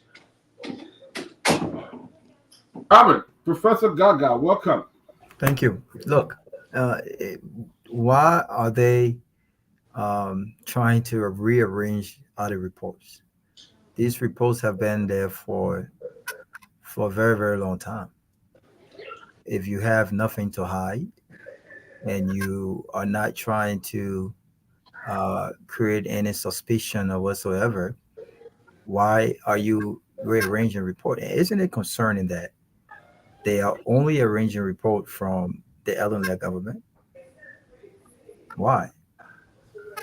Is it not concerning that they are only releasing rearranging reports from 2012 to 2017? Why is that? And so, look, I think that the government is in a position where they want to fight corruption, and I think that we should applaud any administration who wants to fight corruption. But like I said the other day, I don't think that they are credible themselves to fight corruption because they have proved to be themselves massively corrupt. And a lot of people, like myself, don't trust the system. Um, and it raises the same concern about this targeting. Okay. You know, I don't see anyone in the past administration and or partisans from the Unity Party who worked in the George Weah administration. I don't see anyone being arrested for corruption. Uh, are they saying that only seditions and the top dogs in CDC that carried out corruption? And so the government have got to be fair. They've got to ensure the general public that they are not targeting political opponents. They have to do that. And removing and or rearranging audit reports from 2012 to 2017, while everything else seems to already have been arranged, again raises doubts about, are they trying to hide something? Is it a coincidence that they chose to rearrange audit reports now? And they have not even explained the whole essence of that. They talk about easy access. What is the easy access? What does that mean? And so, look, I'm all for the fight against corruption. I'm 100% for it. I think for too long we have not held corrupt officials accountable for their actions. But when you have a man himself who have not conducted himself, with the level of integrity himself. Look, Joseph Boakai, for instance, and we talked about this, had the choice to resign in 2011 when there were reports all over the place about how corrupt Ellen Johnson Sirleaf-led government was, and Ellen even admitted to it. I may not have agreed with Ellen Johnson Sirleaf on a lot of things, but she admitted that she did not think corruption was ingrained in our society. She said that. And people who criticized her lack of fight against corruption did not understand how terrible corruption had been in our society, and that it was beyond public service. She said it. And so why Joseph Boakai did not resign if he knew that these things did not reflect what he stood for? Where did he get the $100,000 from as president-elect? A man who was living on loans, and suddenly he has $100,000 to give out. I mean, there've been a lot of things happening with regards to corruption. I think Lofa alluded to the fact that even as we speak, there are people within his government have not declared their access. What actions are they taking? So sometimes it's not just about who's been arrested. Sometimes it's not just about, yes, we want to fight corruption and we will hold those accountable. Is the underlying action or the silent, if I may, is what is not being done that raises doubt. If everyone that's been arrested, guys, has a voice in CDC, everyone that have been arrested so far is a sedition. Are you telling me that only sedition that corrupt? Everyone so far. So we want a system that is fair, and we want a system that is balanced. We want a system that is fair, and we want a system that is balanced. Whether it's normal or not, the fact of the matter is, how is it a coincidence that they are only rearranging audit reports from 2012 to 2017, Tavi? It raises question. And they still have not explicitly explained the whole logic behind this. They have not explained that, especially when people have been talking about why is it that the CDC government, the Unity Party have not gone as far back. Some of you have been talking about limitation, term of limit, whatever the case is. And we can argue, yes, CDC should have done its due diligence and CDC should have, prosecuted and fought corruption. But I would hate for anyone to think that CDC should have just gone after Unity Party government because of political reasons, because they were their key opponent at the time. And so I am for fighting corruption 100%. And again, if Samatua and others are taken to court and the government have the evidence to prove what is alleged, then I will give this government credit. Because if anyone did anything as alleged, then they should be held accountable for it. But until we create an independent judiciary system where people like myself and others will feel like those that are accused of corrupt crimes are squarely being accused based on their action and not political reasons, until we can create a judiciary branch of government that is functioning at an independent level and not taking instructions from the executive mansion, until we create a system where no one gets spared, where the fast leads is where arrests are made, until these things happen and everyone is being arrested, somehow has a huge role in CDC, it's a sedition, and it will always appear as it's a target. And I'm not going to use the word witch hunt because I don't want Joseph Barker to have a next speech and then say something else about the, only witch have been hunted. But it appears that people, certain individuals, are being targeted, and we have yet to see the facts with regards to these allegations. Thank you. Well, let me come in a quick second. Yeah, Professor, go ahead. Yeah, one of the things that I always like to do, I'm such a skeptic. I'm like a born skeptic, right? When people say things, I always like to challenge it because I want to learn. I always want to learn. I always want to understand what's going on. So the whole business of I just ran a quick search and I'm able to pull up 108 audit reports going back from 2008 to 2017. It's on the GAC website. I posted a link in the chat. So if you click on that link and tell me that I'm looking at the wrong GAC website or the wrong audit reports, then I would be a little bit more concerned that, okay, I need to learn something new. So the link is in the chat. If one of you guys can go in the chat and click on that link and tell me, are these the audit reports that were removed? So we can get to the bottom of this whole audit thing. This is not something that I would normally do, but because it just seems to be kind of driving the conversation, so let's just see if we can sort that out. So there's a link in the chat. So I just need you guys. Was it removed or they edited the? I mean, click the link and then tell me if that's. They themselves have indicated, unless they don't know what they're doing, Professor, that they removed from 2012 to 2017. They said that, and they give a reason why they said that. This was coming from, because if you look at the link that I put in there, you can see audit reports from 2008, 2009, 2010, all the way up to 2017. So you could be right. Maybe they don't know what they were doing. Professor Larry, you see the reason why. Lofa, did you get a chance to click the link? No, I haven't done I just clicked the link. I'm looking. I click it, and I can definitely get on. Yeah, from June 30th, 2015. June 30th, 2014. June 30th, all the way to June 30. So the reports aren't on the website. Maybe, yeah. Go ahead, Lofa. I'm sorry. What I was just going to say is, to avoid the level of concern or people being so skeptical of these kind of things. That's why before you hit that submit button, you're in technology, you know it.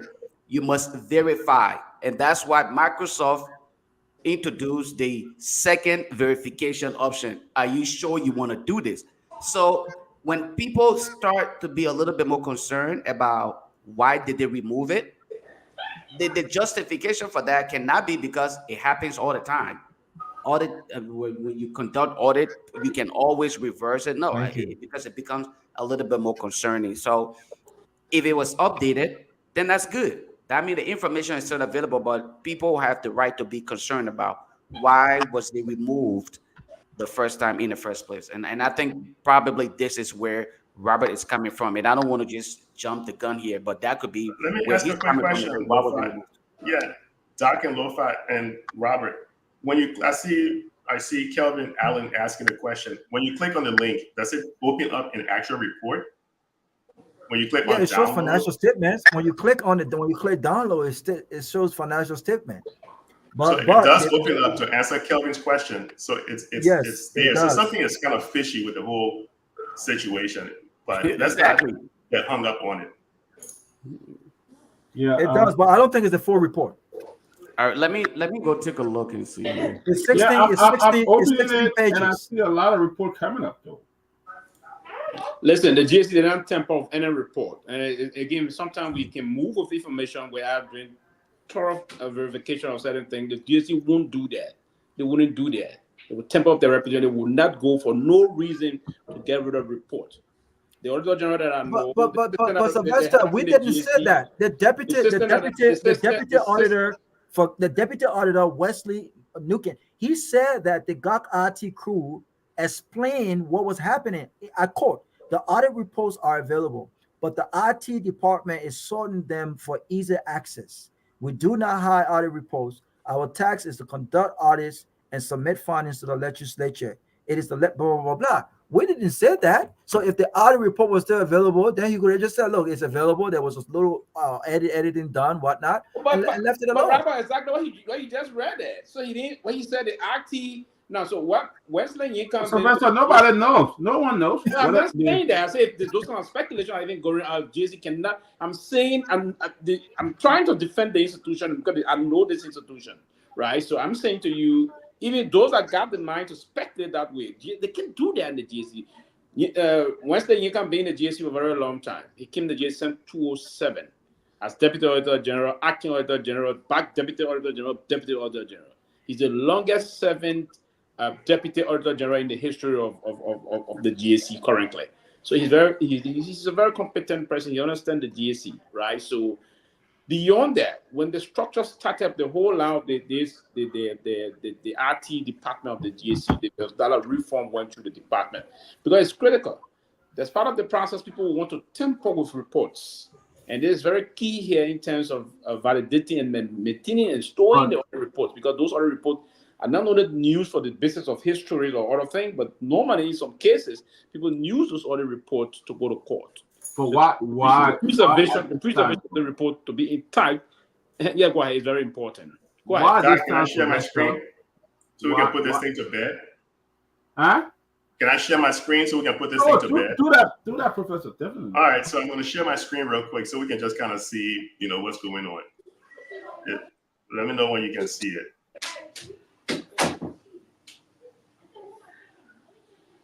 You can see the screen? No.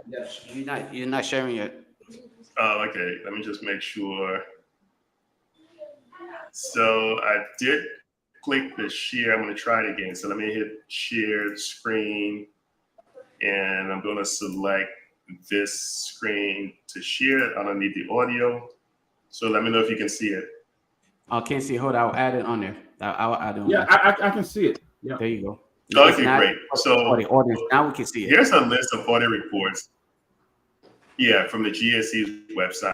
And I know some people are asking, what can you see? I mean, if I click download to open it, it actually opens a report from 2018. So the reports are there, but like people are saying, maybe someone made a statement, or there may be more to it that we don't know about. Yeah. So, and I know we like to kind of draw a conclusion. That's what I was saying earlier on. Before even actually checking, I was saying, well, we don't know. Some people were saying JNB told them to take it down. I said, we don't know yet. It's always good to maybe get some evidence and verify it, because this is all 2014, 2012 GAC report audit. So I don't know. I just thought that maybe we can just take a look at it, and then maybe we can move on from that. But I'm just a born skeptic, folks. That's me, Yeah. So I like to see for myself sometimes, which may be dangerous, but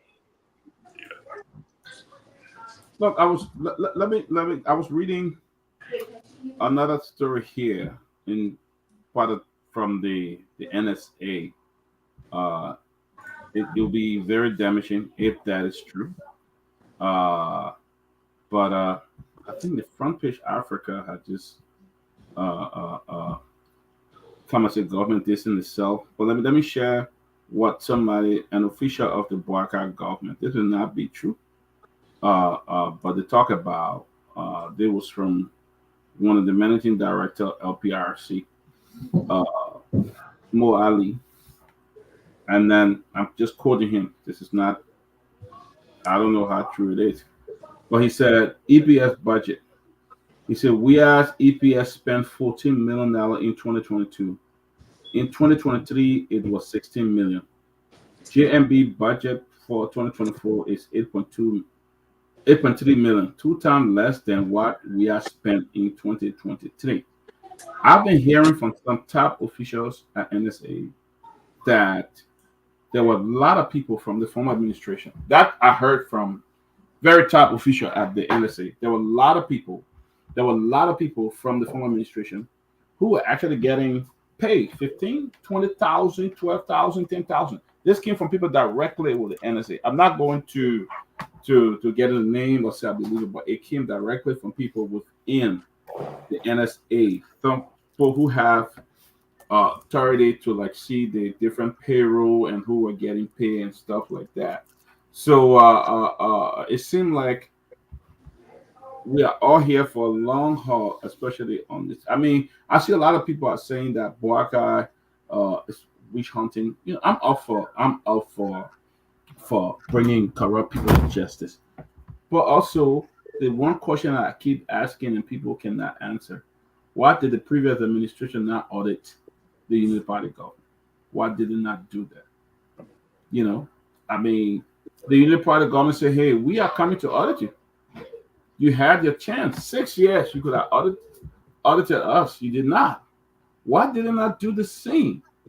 Okay, now you sit in the back and crying. Why you didn't do it? UP had a lot of stuff on it. They had a lot of stuff going on. There's a lot of corruption in the Ellen government. Yeah, that Peabody. To another point, leave the audit process first and foremost. I was myself a little concerned. So there was 66 audit reports available when President Weah took office. 66 audit report, 66, and part of those when the United Party government left office. 66 of those audit reports are available. I thought, and some of those reports were actually damning on the United Party folks. Some of them were basically reiterated them on some of those reports, but they were okay. But again, the government's selected to just disengage and forge ahead. There were actually reports available, and the PAC has some hearing. The Public Account Committee has some public hearing on some of those reports. But again, those hearings didn't get those. They didn't basically anything coming from some of those hearings. But again, if we were to go to the line, it's incumbent upon now. Again, the issue about going to court on the issue, I don't know if it's the government that announced it, or they're acting on the issue of the report of the Attorney General is selected to just move with the indictment process. I don't know, but normally in our country history, sometimes the presidency can push to take some very firm decision and instruct whosoever that is responsible to carry on, because the prosecutorial responsibility is within the powers of the Attorney General, and so again, maybe it came from the instruction from the president to the Attorney General to move on some of those things. But I mean, where we find ourselves today, and we say, and this should not be the culture of a particular administration coming to decide to say this is what. And I believe the way it started now, future administration are going to start this process and consistently move with it. If you came in and before you take due to the 10 or no whatsoever, you see the structure of most of the report, some of the report are damning you ask your Attorney General to move and prosecute. Yeah, but Sylvester, here is my fear. My fear is it turns into a tick for tat. This is my fear. You did it to me, and then I'm gonna come after you.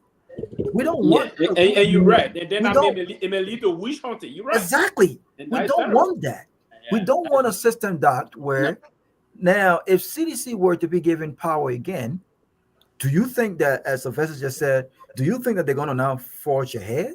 No. They're going to come in with particular intention to go after Joseph Boakai, to go after his case. They're gonna do everything that they can to go after certain individuals in government. It turns into a circle, and we don't want that. We want a system that fights corruption, not because they're targeting people for political reasons, but because it's the right thing to do in the interest of the people. To do that, you need not only a leader who who is a true reflection of not being corrupt, or whose action is reflects, that independent look. Right now, people don't feel at ease when it comes to Unity Party fighting corruption. I'm not even talking about who's president. We are talking about Unity Party here, for God's sake. One of the most notorious corrupt administration in the history of Liberia. We can talk about why CDC did not prosecute these guys, why they did not go after them, why they did not fight corruption, or why they themselves became corrupt. We can talk about all of this stuff, right? But a lot of people don't feel like it's just like Donald Trump, a convicted felon, becomes president, and now you want us to believe that he's some serious guy to fight when it comes to these crimes. He himself cannot be trusted. He's not credible. Joseph Boakai and Unity Party is not the party to be. They're not credible. But what bothers me here is what seems, and I don't use that lightly, to be targeting certain individuals because of political reasons. We don't want that. You're wasting taxpayer money. You're wasting all of our time because you want to go after your political opponent. Look, we want to see these claims substantiated. We want the facts to these allegations. Maybe this is how you calm some of us down. All that I've seen so far is a lot of talk, it's a lot of smoke, but I don't see nothing to say, you know what, these guys really got a case yet. They have a case yet. Why was Charles Sirleaf not prosecuted? Why? Did the government not have the evidences in court? Why was he not prosecuted? Why was the former governor of the bank not prosecuted? Why? But who do you blame for that, Robert? Who do you blame? Huh? Who do you blame for that? I mean, I blame. Of course, the CDC government. You have some blame, and this argument that, well, we decided to, in the interest of peace. Look, the former president has said that he felt at that time he needed to focus on growing the economy. He needed to focus on Liberian people's business. Look, I don't agree with that. Well, what part of growing the economy it's by bringing transparency and holding other people accountable for this. Absolutely, I agree, and I don't agree with that statement because you can chew gum and walk at the same time. I think I think CDC was just reckless in persecuting these people. Now it's coming back to haunt them. To be honest, they're reckless in doing it. I mean, I'm not saying that Baga government. I mean, I don't trust Baga government. Look what happened. He illegally suspended the governor, the central bank, and put his own nephew there to be acting governor. That's what he did.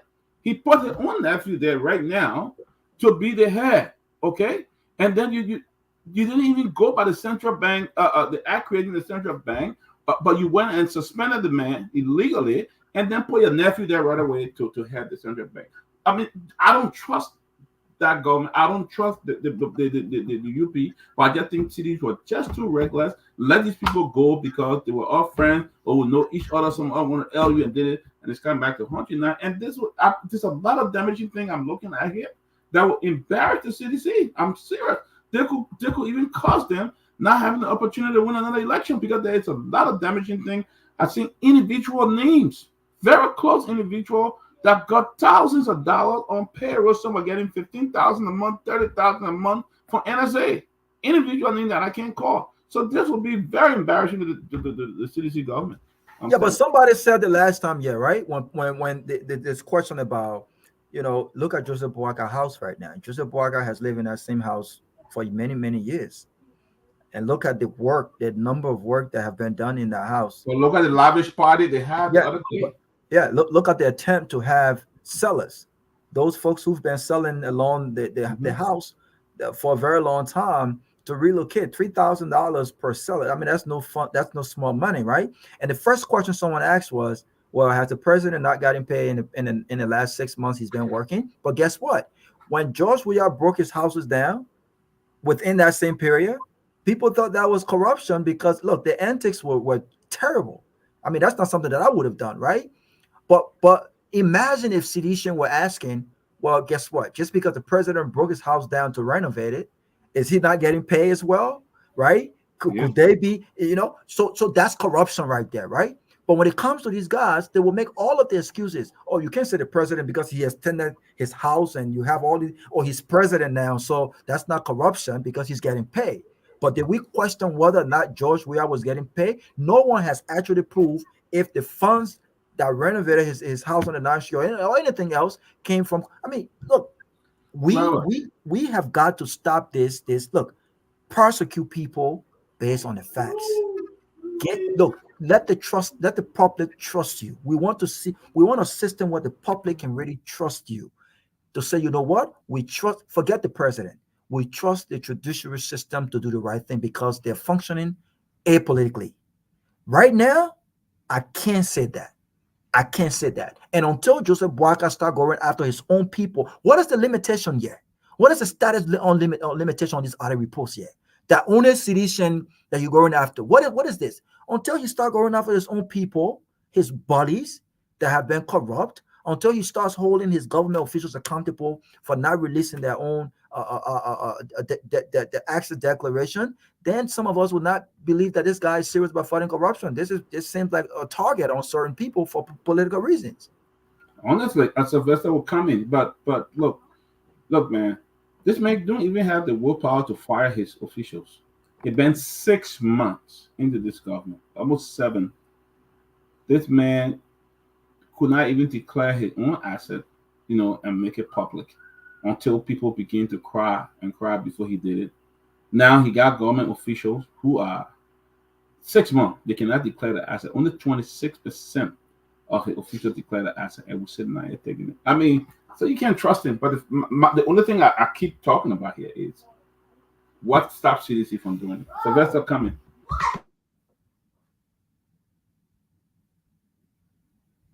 You're muted. Thank you. The entire process here is that it's sometimes a difficult issue to venture into. I'm one person that believes that the government bureaucracy is a deep bureaucracy. And again, when you are in the system, sometimes you be surprised to not, even when you're in the system, there are certain things you won't understand. It's a very deep process. That and not only that is deep, it's very convoluted again. So we will have to sometimes hit at the back to understand most of those things. When you are out, you try to do some very deep sense of analysis, of reasoning behind the scene to understand as to how most of the situations unfolded then. But yes, this process about moving in and saying this is our time, and we're going to hit the other, and Liberia is almost pushing into what I'm currently observing into a two-party state. So we basically going to be versus the side A and side B, the CDC and that of the United Party. So we have to now decide on saying where we're going to struck the balance in terms of how the governance process should be handled. Now, if Ambassador Boakai ran on the matter of change and the matter of rescue, and trying to fight corruption is very important here, that we balance the track here, that how we tend to fight corruption. We need to open the process and move throughout and see how we want to do this. It should not be. And for me, and as he said, witchcraft will be afraid of people hunting them. I do understand witchcraft, those things, that's how you want to say it. But the process is not only witchcraft will be afraid of being haunted. But this process is straightforward. It's a political issue. We find ourselves, if you came in because you're a major contender, you're a major political adversary, if you trying to accuse him or put charges against them, you have to act in accordance with the laws and ensure that you have all of the evidences to adduce against the individual, group of individuals in court. But to just come out and say those things again, and that's what I would say from the perspective here. I wouldn't jump the gun to the conclusion and say, hey, this. But what I would do, I would send the caveat that it's important that we have to do this on fact-based evidence on the issue about getting material evidence to move to court so that we can have these people, now that they are indicted, before indicting them, use some hardcore material evidence to indict them, and you have to use those things in court as a probable cause to move for prosecution. It's prosecution that will move in with those things and go and fight the case and win the case is good. But I don't want us again charging group of Liberians on the basis of sentiments, on the basis of just yes or they are our political adversary, and then move to court and the juror come in and and try to say, hey, this case is missing the case on the basis of those kind of lines. So we will have to be very mindful as to this process. I feel the fight against corruption will have to be holistic. The fight against corruption, so there should be no sacred cow here. There should be no sugar daddy honeymoon process. And so I will collectively want to say here that we have to engage the process and engage the process very clearly, and it will be a very inclusive process that if you are hooked, you hook on the basis of facts, not on the basis of sentiments. So, Dr. Peabody, let me just chime in here really quick, if I could. A couple things that I feel like needs to be, first of all, dismissed here is the claim that I guess the political dynamics is now moving towards a two-party system with CDC and UP. The only thing that people would now consider here is that there are two political parties in Liberia that are considered corrupt. And the two that are known for corruption, they are the CDC and UP. One invented corruption and the other, implemented to some extent. But the inventor honestly moves with the idea. And so the inventor understands and knows how to, navigate his or her way with the system. So this whole thing about people assuming or people coming with this narrative that, we now have or we are gravitating towards a two-party system, I want us to dismiss that going forward, because there are so many other political parties in Liberia, regardless of whether they are vocal, regardless of whether they are seen as others are doing right now. That does not negate the fact that they exist. And who understand or who knows as to whether they are strategizing as to how to address or respond to some of these things. So we cannot simply sit here and say, yes, it appears as though we are gravitating towards a two-party country. No, it would never happen in Liberia, especially considering the fact that two of the parties that you're referencing, both of you have been given the opportunity and you have shown to be no more than other. As of now, we are not even discussing which one of you or which one of the political parties, let me not say you, I'm sorry, which one of the political parties was effective at transformation. Okay, we cannot sit here. We're not sitting here and discussing which one of the two actually evolved to some extent. But here we are discussing which of the two is more corrupt. You see how backward we actually, instead of progressing, we regress to some extent. We are in the 21st century, 2024, and we are still discussing how to prosecute corrupt government officials. So let me close on this note. There are many other political parties, and Liberians will make the decision come 2029 to show to both institutions that they deserve better than a bunch of corrupt individuals who have no understanding of governance, instead corrupt practices. Yeah, so quickly, the process quickly. The statement about we are almost headed to a two-party process, that cannot be dismissed, my dear brother. It's evident by what we've been seeing in our past electoral cycle. That's what we're saying. I didn't dismiss other political institutions. My intent is not to do that.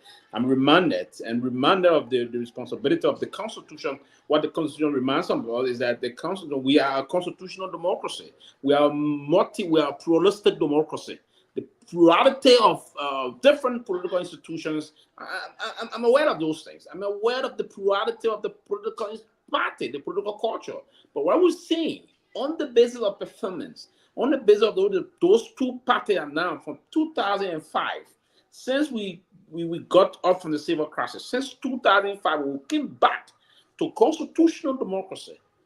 We've now seen those two parties dominating the political landscape in this country. That's what I said. I didn't say we are a two-party state. I said it seems to be we are headed to a two-party process. You will still have the cross line of some of those political party, the proliferation of different political institutions will be there eventually. Those sprinkled political party, someone like moving, like somebody will be moving around like spring chicken and the rest of it, they will come and merge with that of those two political institutions. That's why I say it seems to be. So we cannot outrightly, my brother, dismiss them. I know we do have spring chicken political parties around the place, right? But it won't help the process. We're still going to come back to those two institutions, and those two institutions will take the activities, and then the rest of the party will merge, and we're going to move through the system. That's my thought process about it. And it's not that it's evident, but the recent major political results that we witnessed from 2005 to just last year, 2023.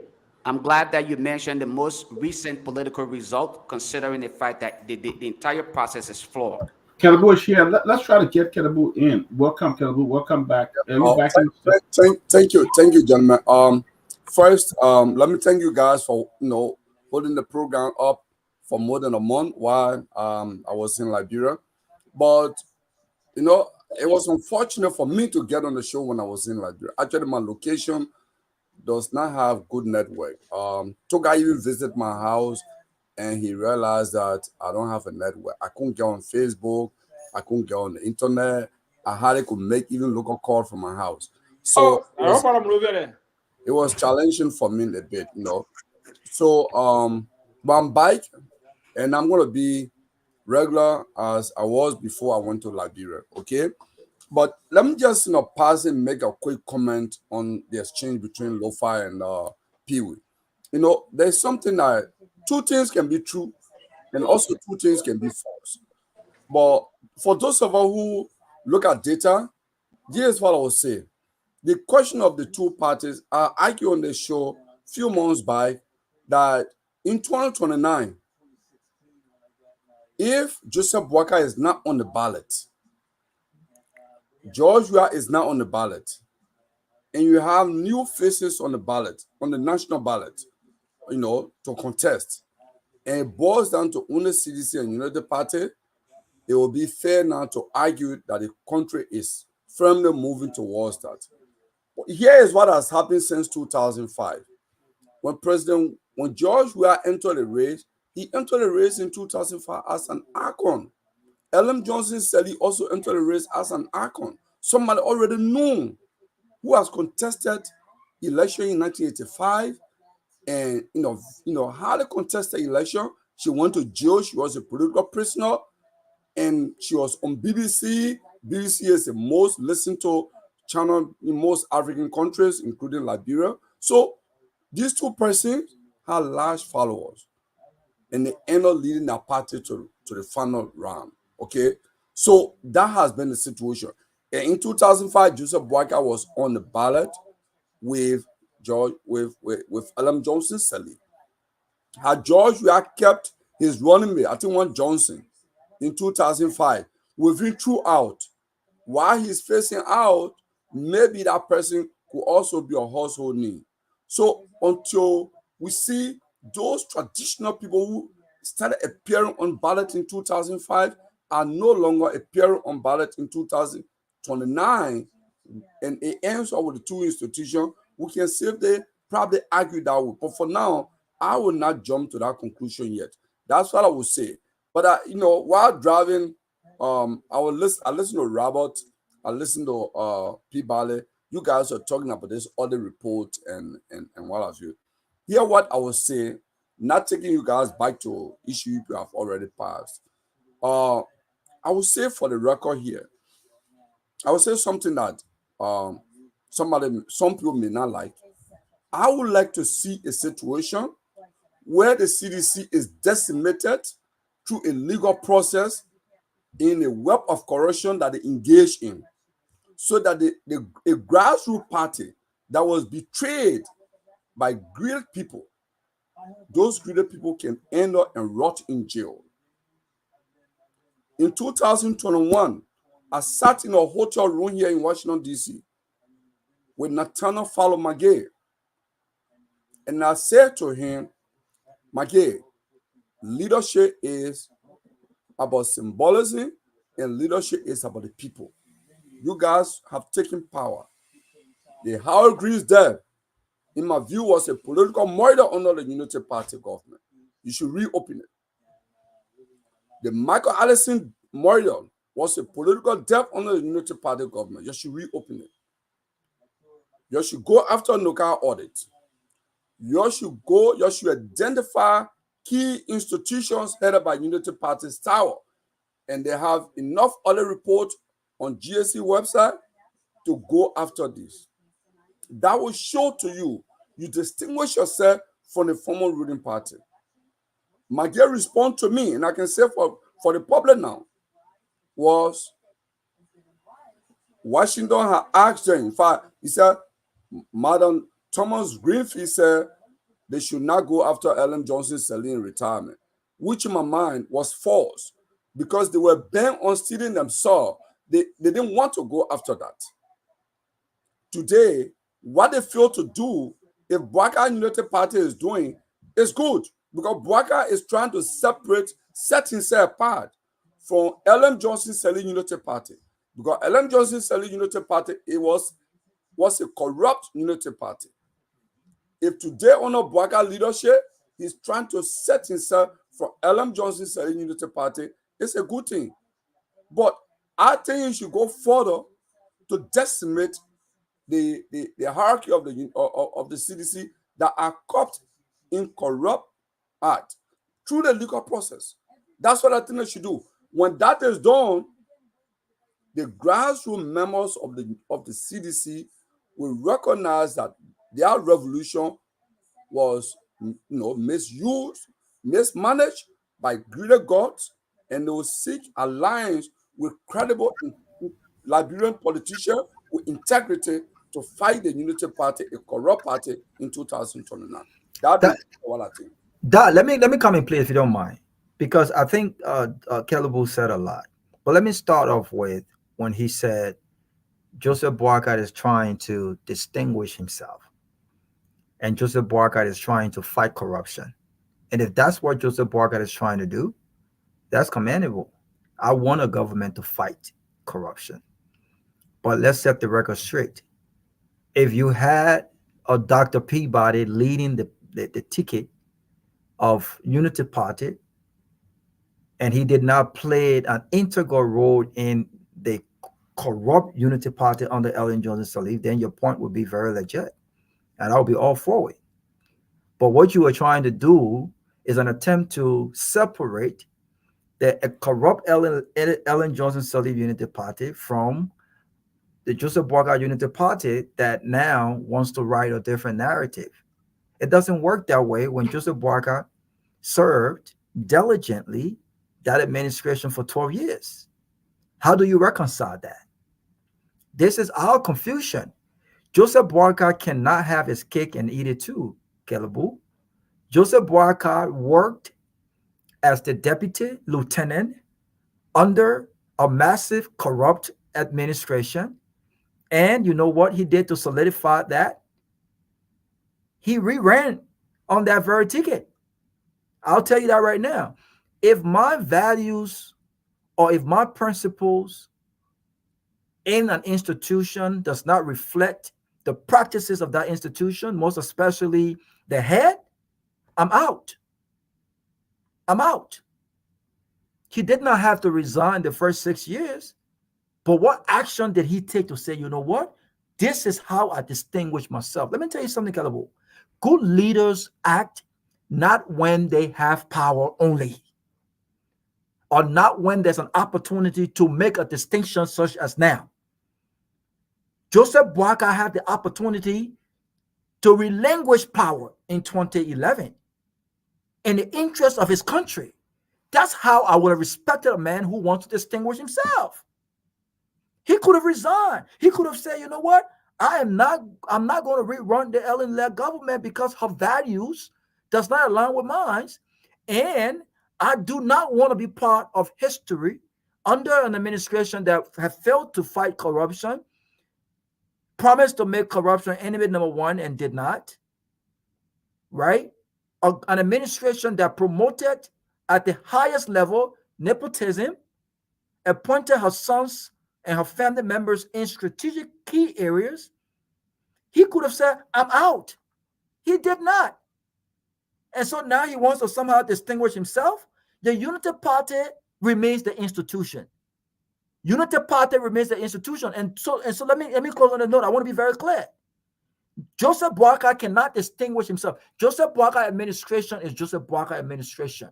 Whatever happens under this administration come 2029 will be the administration of Joseph Boakai and Jeremiah Parcon. Jeremiah Cohn cannot say, well, guess what? He can have his own ideas. He can have his own vision of running the country. That's fine. But he is part of this administration. He takes the good and the bad because he was there. Hey, look, Robert, to quickly, oh, he's gone. To quickly respond to Robert, here's what I will say. Look, I think I'm on record on this channel many times saying that I didn't have the belief and the faith in Boakai. I didn't believe that Boakai has the courage to do anything. That's why I said repeatedly that Joseph Boakai and Joshua, I consider them one side of the same coin. And you just need to choose one of them because I didn't believe any of them had idea to transform the state, to transform and fight corruption. We are proved that for 6 years. He didn't have the capacity to transform. He did not have the capacity to fight corruption. In fact, he encouraged corruption under a 6-year rule. I made this argument repeatedly that Unity Party and CDC are the two corruption parties in the country. We should deal with them. We should put them one side in 2029. But now, out of the blue, Boakai is showing to me that, hey, I'm having a come to Jesus moment here. I'm going to start to change. Okay, that's what Boakai is trying to do. Look, I'm on record saying the public works minister appear here. I accuse him of engaging in a corrupt act publicly here. I've been on record saying that Boakai even is engaged in nepotism, bringing his relatives. I'm critical on Boakai on all these things, but the fact that Boakai is trying to hold the WIA administration, key members of the WIA administration, on for acts they committed against the Liberal state, I think it's he has to go a step further, Calabo. He has to not just, I know Lofa, you want to come in. He has to not just go after key members of Georgia government. He has to go after key members of his party. This is how you show that you want to fight corruption squarely across the board. Let me tell you, the only disappointment, or maybe the only, I would say, contradiction in this whole move is when I watch a video at the cabinet, the opening statement where he said they are not fighting, they're not hunting, or they're hunting witches. When I look on his right hand side, sitting there was Jeremiah Kung, Correction King Kong. So I was like, okay. When the cabinet members were clapping, I didn't see Kung clap. I said, this is Thomas Fala partners in crime, in public crime. Jeremiah Kung is Thomas Fala, Ellen Snow, Prince Moi. These are his partners in crime. Budget manipulators, according to Prince Johnson. And even different other reports, they are misogynist because if they release the other report as is, you see the likes of Thomas Fala, Jeremiah Kung, or Snow, all these, but you see their name, Prince Moi. Because these are the grand or budget manipulators in the country that I should know them. Okay? But Boakai is having that man on his right hand side, and at least he's taking this action. And I hope Kung will be caught in that corrupt web and he be impeached. So here's my thing, right? I listened to Robert said President Boakai cannot distinguish himself. I do think that he actually can distinguish himself. Reason being is, in other parts of the world, there's a second chance program, okay, where felons, okay, and other perpetrators of terrible crimes are given second chances.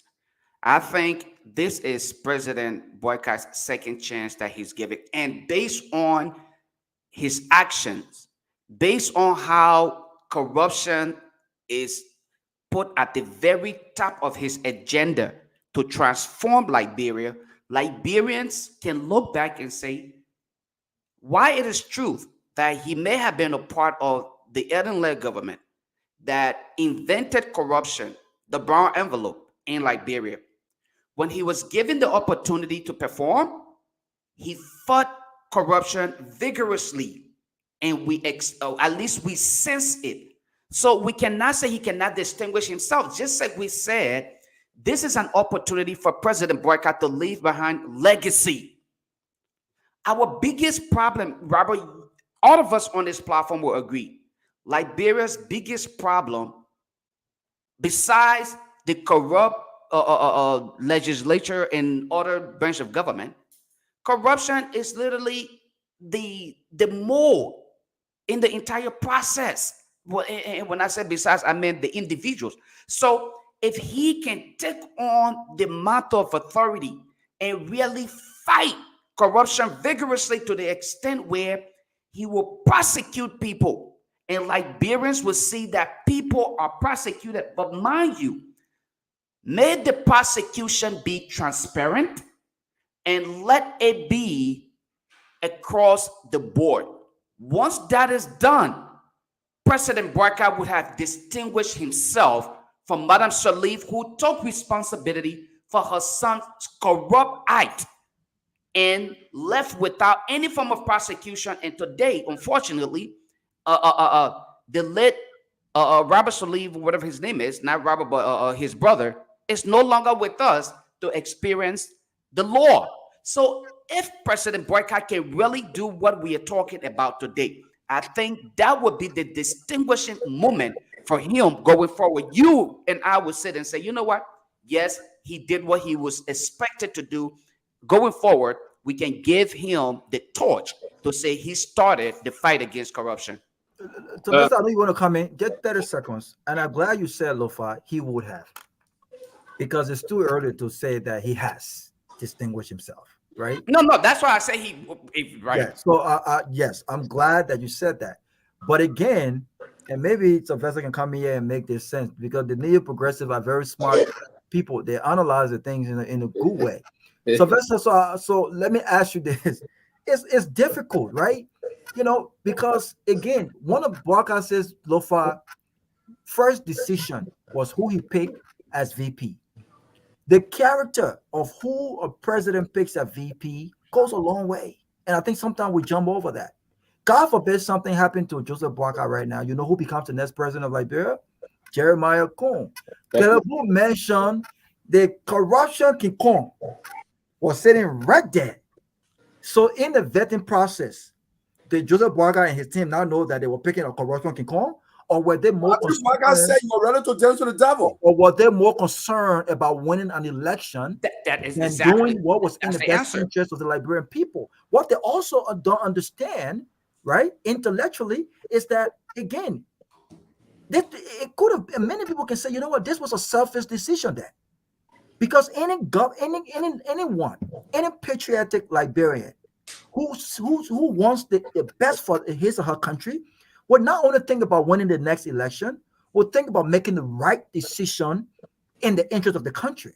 So Robert, hold on a second. Robert, hopefully can answer this question in why you landed, right? There are permanent Liberians, educated, or I would say self-proclaimed educated Liberians, who supported President Boycott, not because he's competent, but because they thought that was the only way they could win President Weah out of it. So what will you say to those people who purposely thought to support President Boycott simply because they wanted to remove George Weah as the solution to Liberia's problem? And this is the reason why during the campaign, the election, I said that the notion that anything but George Weah is one that I would never subscribe to. Okay. Because I never embraced this idea, anything but George Weah. Because when we start saying anything is better than George Weah, then we create a problem. And I believe this is when Joseph Boakai came in place. I think Caleb mentioned that, George Weah was a popular figure when he got elected. Ellen Johnson Sirleaf was. I don't think Joseph Boakai is as popular as Ellen Johnson Sirleaf and George Weah, right? Even though he's been in public service longer, but I don't think he holds, with the exception of now that he has been elected president, I don't think he holds he's a national figure or a celebrity as compared to both of his predecessors. But the point that I'm making here is decision matters here. And for me personally, for me to grade what people stand for, I look at their decisions. And so the decision of Joseph Boakai to pick a corruption King Kong defeats this whole purpose that he had any intention of fighting corruption or making corruption enemy number one across the board. I will close on this note. Joseph Boakai can only distinguish himself, which I don't think will happen, if Joseph Boakai positioned himself as the guy to fight corruption without cherry picking. I don't think Joseph Boakai has within his belly the political will, Caleb, to go after any top figure within his own party. And I could be wrong.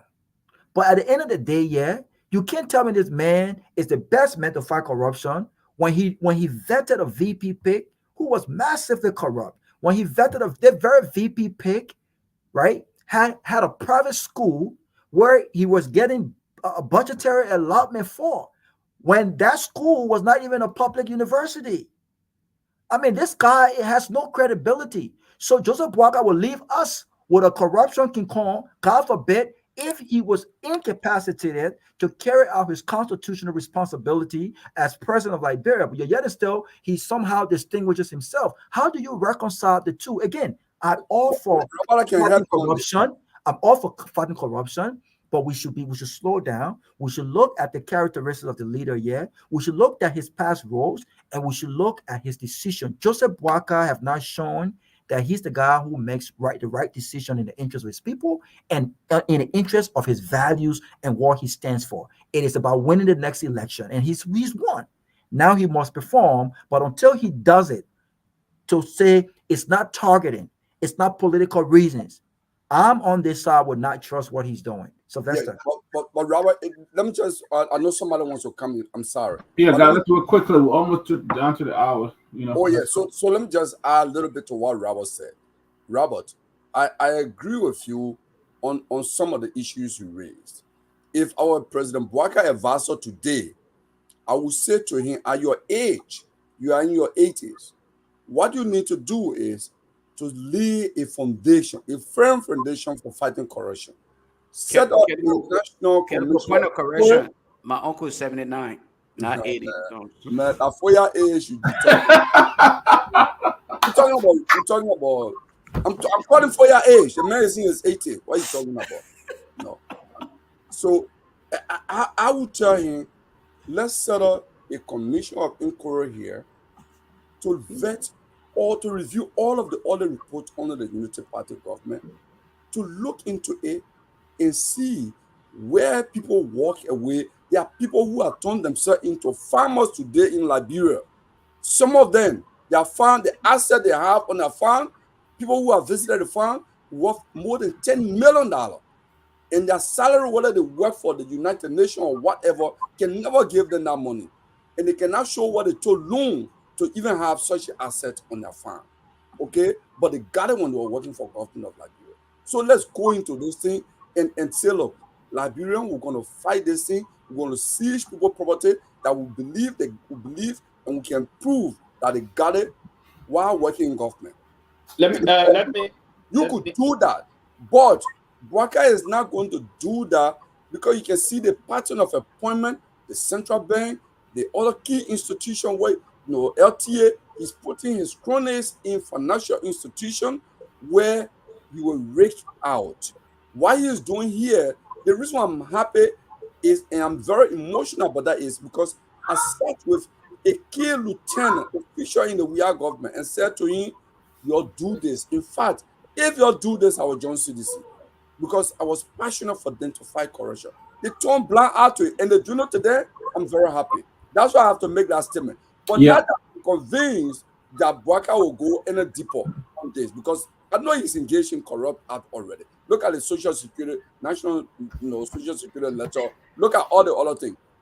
Look, I hear there a report that he requested money from Central Bank. They have evidence to prove. Listen, look, if you want to even add, your vice president requested, he took $1 million from the government of Liberia.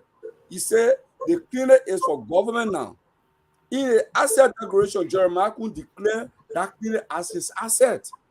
Whereas Santerre report and even all the reports show that he said the the clinic is for it's a government clinic now. That was government put $1 million there. But that's a clear conflict and corrupt act, criminal act, I should say. But Bwaka is not going to go after his able lieutenant. So I mean, But Kedabu, the man is already appointing people. It's becoming like a tribalistic stuff. Let me not lose my train of thought in this process. Let me not lose my train of thought and me come in now. But I start and send it off. Listen, we have to sometimes be clear on this. And the reason why I want to strike the balance, I know my Lofa County brother will oftentimes deviate here or whatsoever, who all deviate. I said, but yes, we need to strike the balance on this show. And I believe that sometimes we need to come, whenever we make those kind of statements, be backed up by some level of evidence to just be definitive. I think it's uncalled for, and I think it's not necessary here. To come out and say the current vice president, Kun, is corruption king Kong, that means you should have some hard evidence that he being indicted for corruption. Listen, I have evidence. I'm coming. The recent asset declaration form shows that evidence. Go ahead. I'm coming. To come out and say the vice president of the Republic of Liberia is a corruption king Kong, meaning there's somehow evidence that he being indicted through a process. He was indicted and prosecuted and found guilty of corruption. That's where we can. That's enough. Now, the basis of the issue of the clinic in Ganta, the clinic he turned over in Ganta, he didn't turn it over to the Liberian government. Correction, he did not turn the clinic over. That's what I'm saying. That's what I'm saying now. That's what I'm saying here. That's what I'm coming to say what I said. He didn't turn the clinic over to the Liberian government. He didn't do that. That's how he turned it over. Yeah, he didn't turn it as giving it to the Liberian government. He said, okay, the Liberian government make use of it to help government, right? Reduce this issue about this health difficulties we have in that part of the country. That's what he did. And I thought at the time that was commendable on his part, a young entrepreneur in his area. Where is the evidence? Where is your saying why he did it? Show me the newspaper or the evidence. Because you bring some money. Let him land. But let him land. Listen. He charged me for evidence. Let him land then. Let him land so we can get his side. We gotta be fast. We got 10 more minutes to go though. I have no relationship whatsoever with the vice president. But what I'm government, that's the problem you have. Come again? The new progressive law government official. No.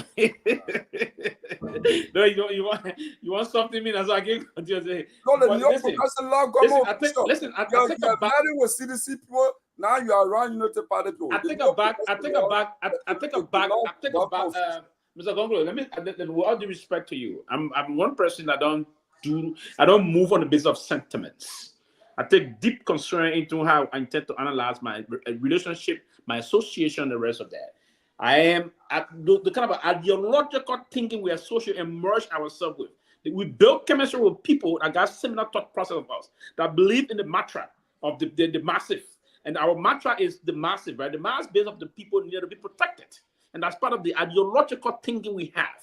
That's why we say we think Liberia first, and we are all citizens first before we want to as individual partisans of different political institutions. So we don't associate with people on the basis of that. And that's the believer. We believe that we can be simple, but we can also conduct ourselves in a very fair manner and push evidence-based argument. And that's what I love to believe in, evidence-based argument. Now, to come on and say someone, for me to just upright state here that Gonglo is a corrupt man or he's this, that means I should have some hard evidence to prove that Gonglo did XYZ. Now, the clinic you mentioned in Nimba County, in Ganta City, in Gompa, the man turned over the clinic for the government to make use of it to reduce most of the health difficulties we were faced with in that part of the country. Now, he did not give it to the government as a property to the government. He didn't do that. And the money that was placed in the budget then, I believe that I can recall then, we followed the process very closely, was meant for the operational basic of that very clinic in Ganta, in your home county, right? So if the basis of you saying he's a corrupt person on the basis of just hearsay, and the perception problem we have in the fight against corruption is a major problem in Africa and Liberia. The perception problem. If I was he was still generating funds from that clinic. And those funds were going to his pocket. Robert, please let him land because I really want to speak to this. So let's Investor land. That's the perception problem we have, right? So I would think if we needed to move to something, you'll start generating money from the clinic. But government didn't build the clinic for him, Robert. Government didn't build the mini hospital. Government did not build that hospital. He built it, he constructed it, and did everything. He did everything basically on that on the process there. So Well, my point here is ask Sir Joseph too, then he will tell you something. All that thing talking, you swallow everything. Talk to Sir Joseph.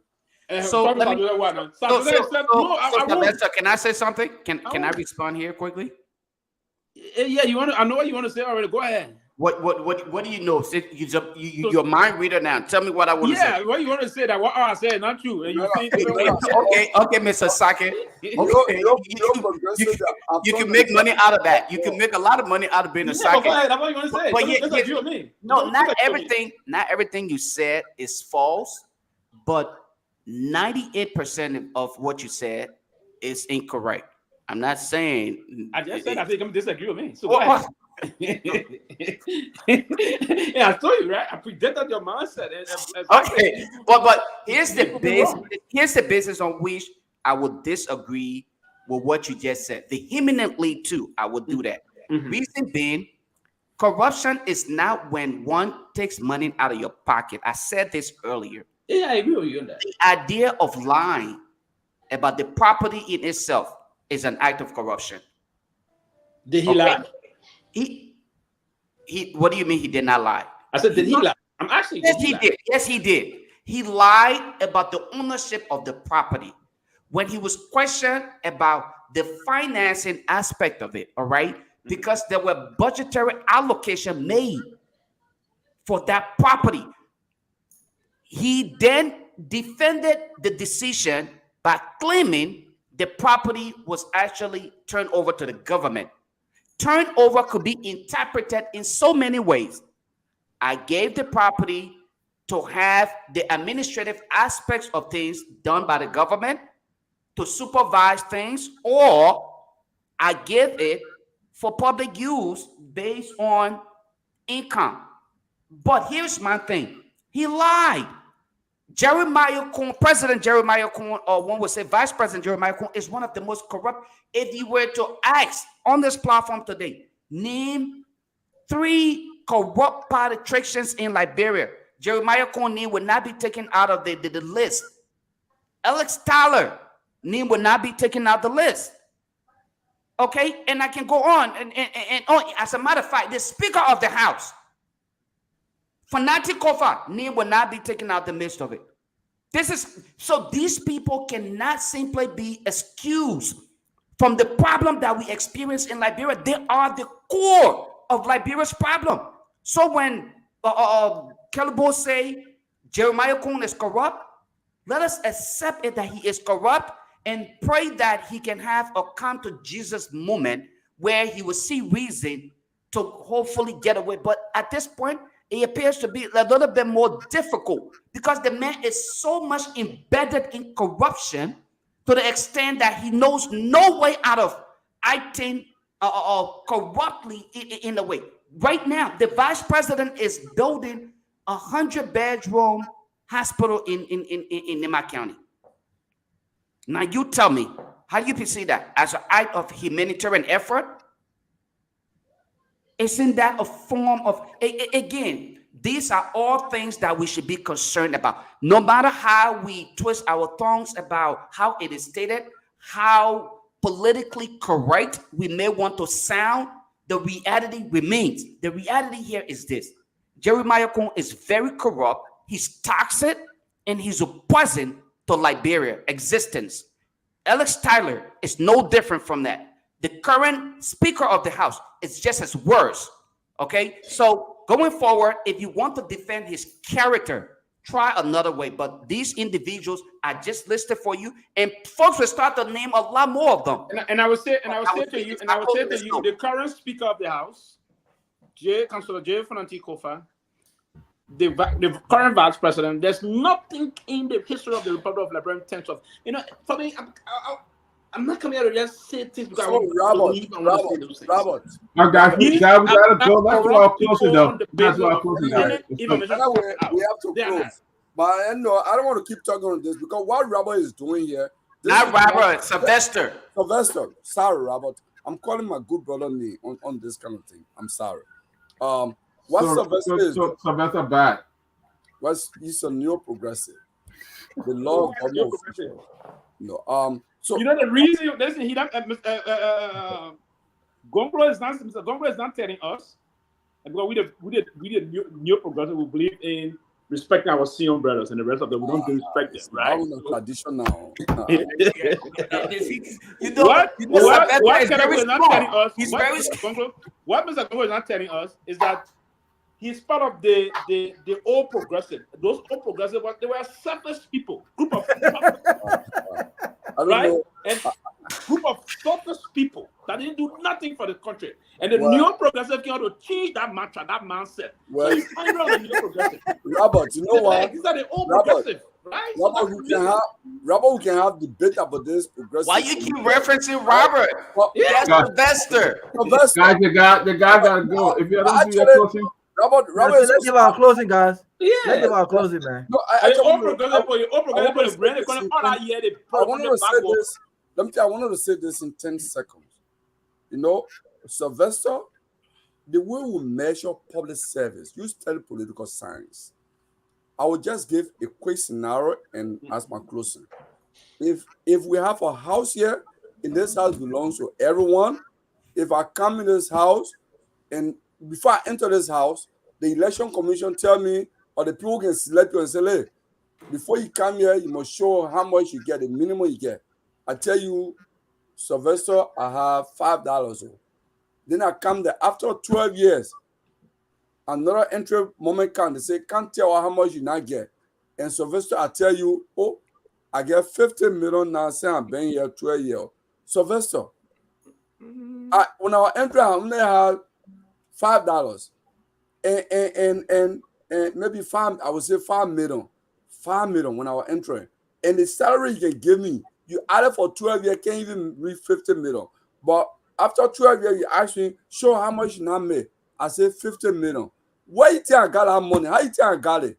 Two things clear. We have to be very clear here. Oh. Two things. If a salary can get you 50 million, you may have indulged into something that multiply what the period get you 50 million. Business, for instance. So you ask for those lines. No. That would be a part of your salary. That would be a part of your salary, Sylvester. That's a part of your salary. That's correction. Come again? This your government office to do that. Let me get my closing, yeah. well, what about the money I give Prince Johnson? Go ahead. Robert, go ahead. So listen, here's what's on my mind. Look, it saddens me that in Liberia, we continue to kill the dreams of young people. I'm a big sports guy, and my two favorite teams are Manchester United and the Lone Star. So I follow a lot of the sports activity, especially our young people. And this summer, we've had a lot of young people that have signed contracts in Europe, in the top flights in Sweden and Denmark and things like that. But you won't believe this. I think, few months ago or so, the UAE government offered the Lone Star a 4 month of training. You know what they said, Doc? They said, you guys can come to United Arab Emirates. We will give you accommodation. We will give you training ground. We'll give you transportation. All you have to do is to just pay your team way to the UAE. Pay their way and give them that per diem. The Ministry of Youth and Sports did their due diligence, and they figured that they needed $150,000 for round trip tickets and per diem. Liberia has a very important game coming in September, and they were supposed to leave on the 1st yesterday. Do you know that these people the team did not leave because the government said they did not have money? $150,000. But it paid $500,000 for Independence Day celebration. Thank you. $150,000. Independence Day celebration. How much did you spend? How much spend for Waka in Buchanan? Waka party. Thank you. Okay, $150,000. They said they don't have money. The coach that was hired by the LFA, the coach left the country after the Lone Star last game, and went back to his country in Romania, and he has refused to return until the government pays him 2 months in salary arrears and what is owed him.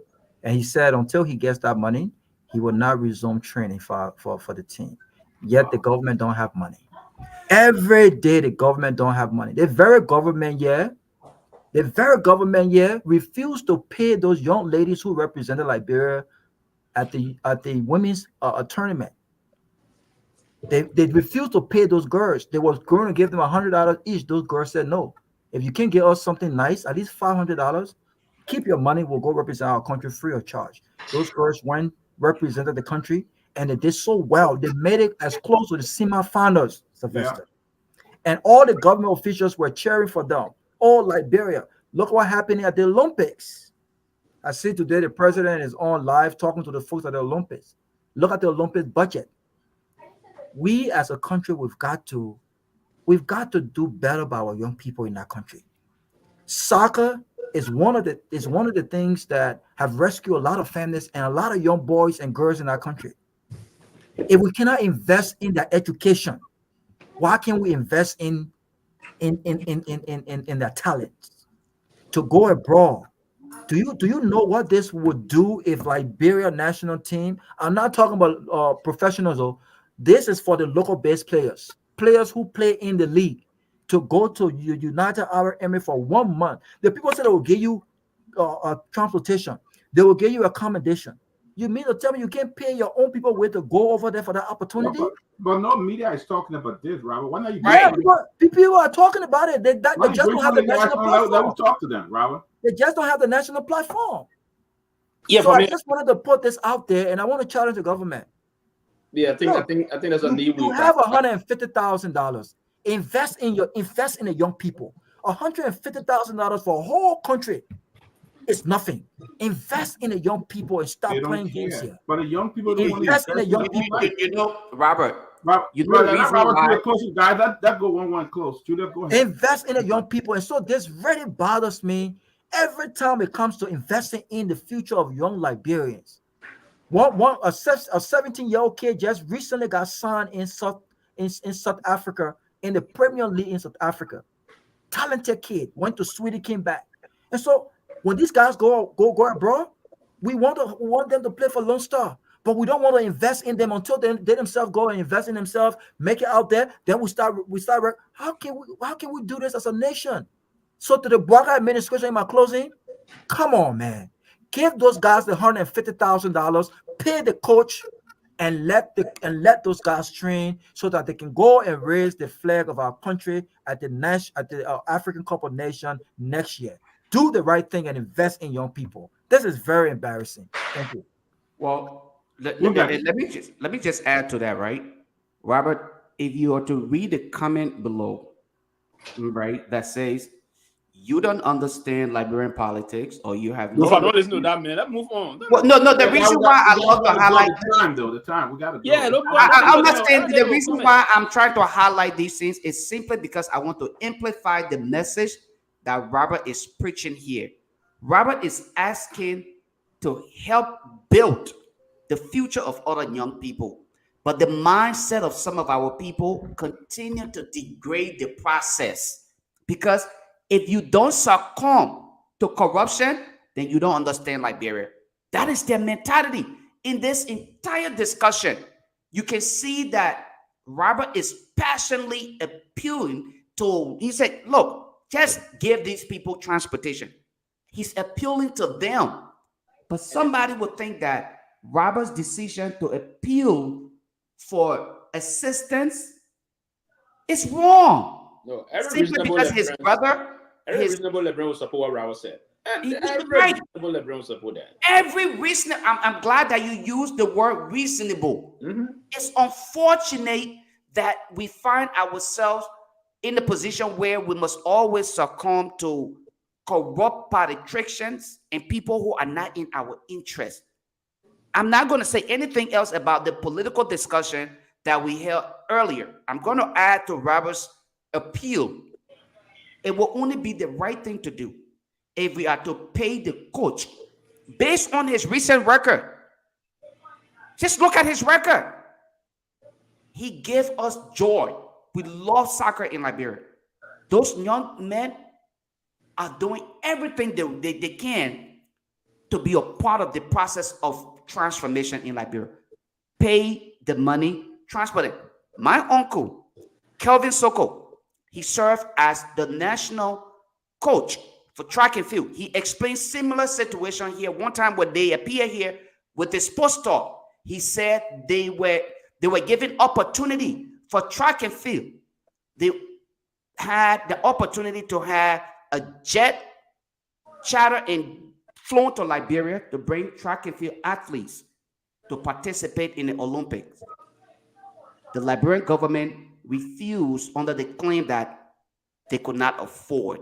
So all along, it never been about Liberia.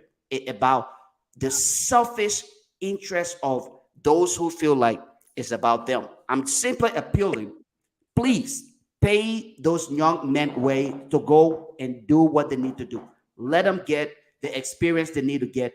Let us support them and let us support our athletes who are competing in the Olympics today and tomorrow. Tomorrow morning, they will be competing as well. Let us support them. Thank you.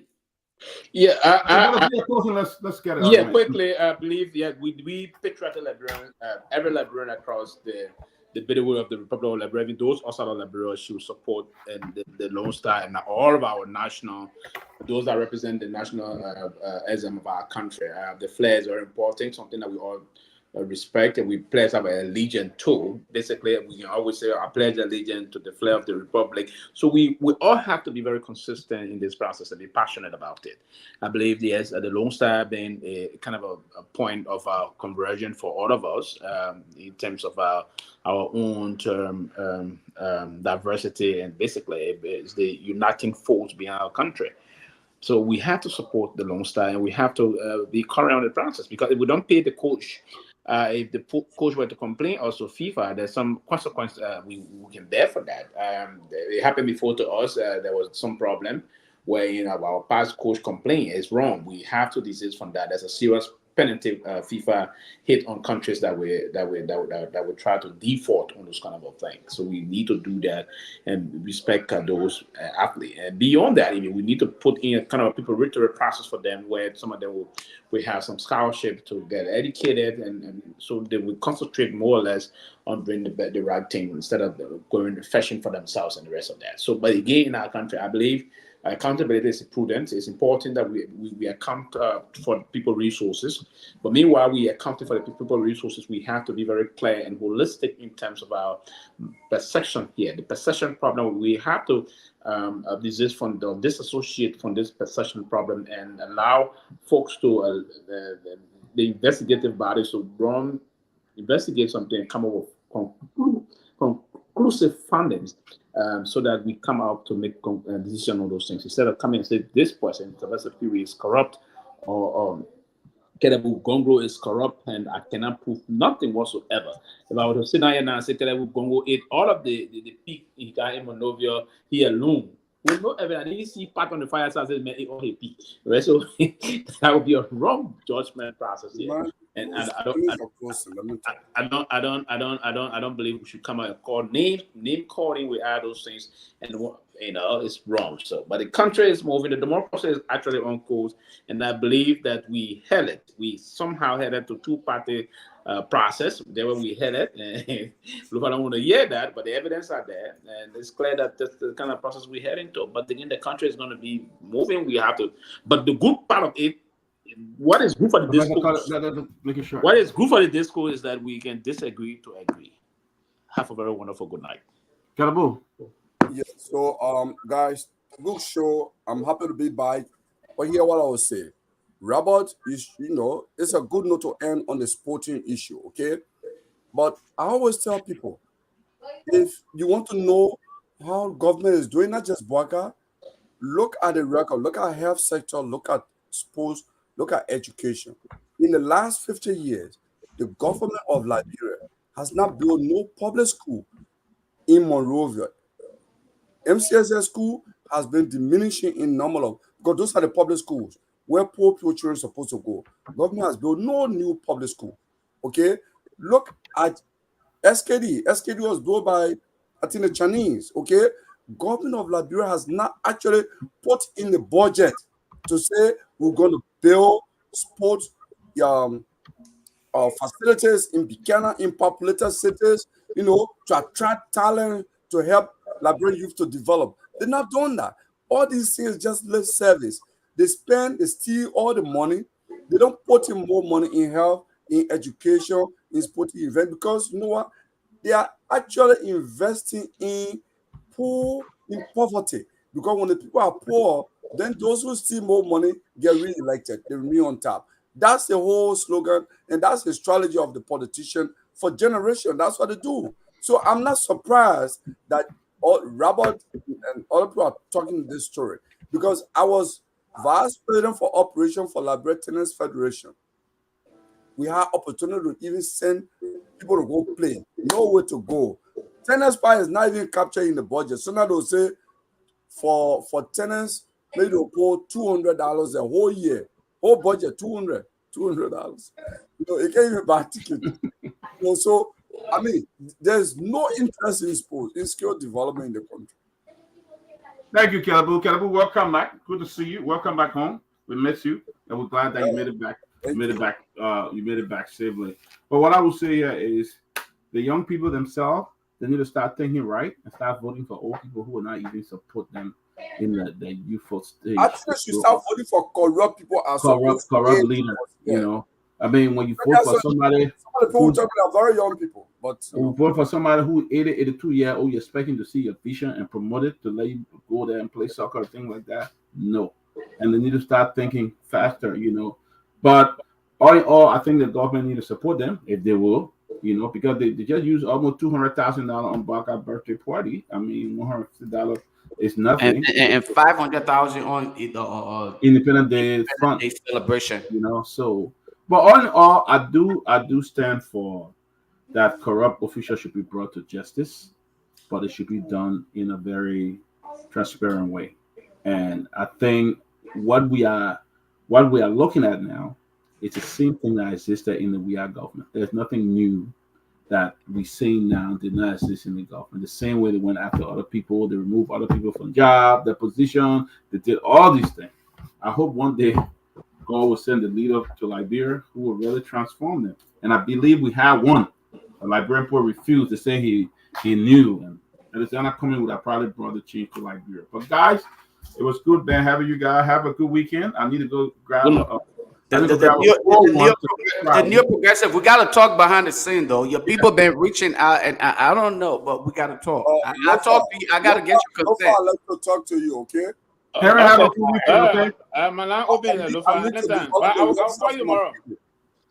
Henry, have a good weekend. I did get a cool one. I've been here since 5 o'clock. That's good. Yeah. No, but yeah.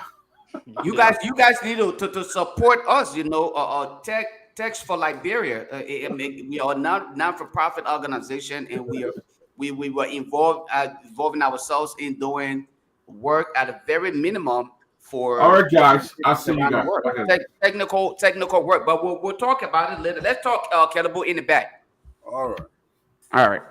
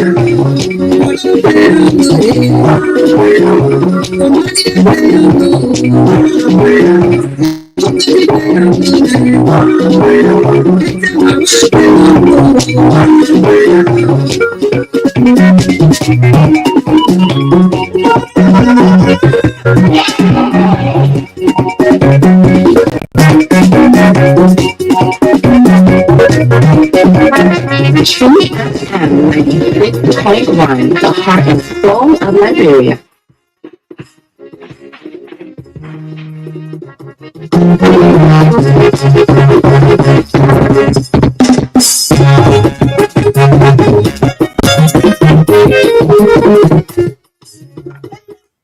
Not the 6.1 Truth FM. This is a Renaissance Radio broadcast live from Duper Red and Painesville, outside the nation's capital, Monrovia. At the time exactly.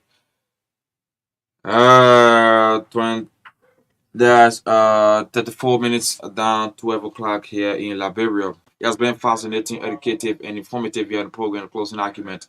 Join the team that's going to be next morning, at which time I'm going to be here. Many thanks to the guy there, Hot FM 107.9 for reading this program. And the team at Truth FM 96.9 in the County Sacramento for also reading the program. All other affiliate radio stations for also reading the program. I've been here with my top here. My name is Henry. We'll catch you. We take our final weekend break that's going to be on today. We'll catch you again. That's going to be on next Monday, at which time I'm going to be here. So many thanks to you, our online viewers, for always following the Closing Argument. It has been fascinating. Yes. It has been very, very fascinating. Very, very firing. Firing. Yes. So that's it. Join the team. See what mistake. We just play the song. Play your low. So certainly, I don't know. You gotta play your low. Just play let it slide. There time your expectation will not be met. But come on, you gotta play your low. Let it to slide. Come on, let it slide. So let's go. Father the settlement. Bigger mistake. There's a circle out that we are in. Leave mistake. Come on, you are the train. So let's go.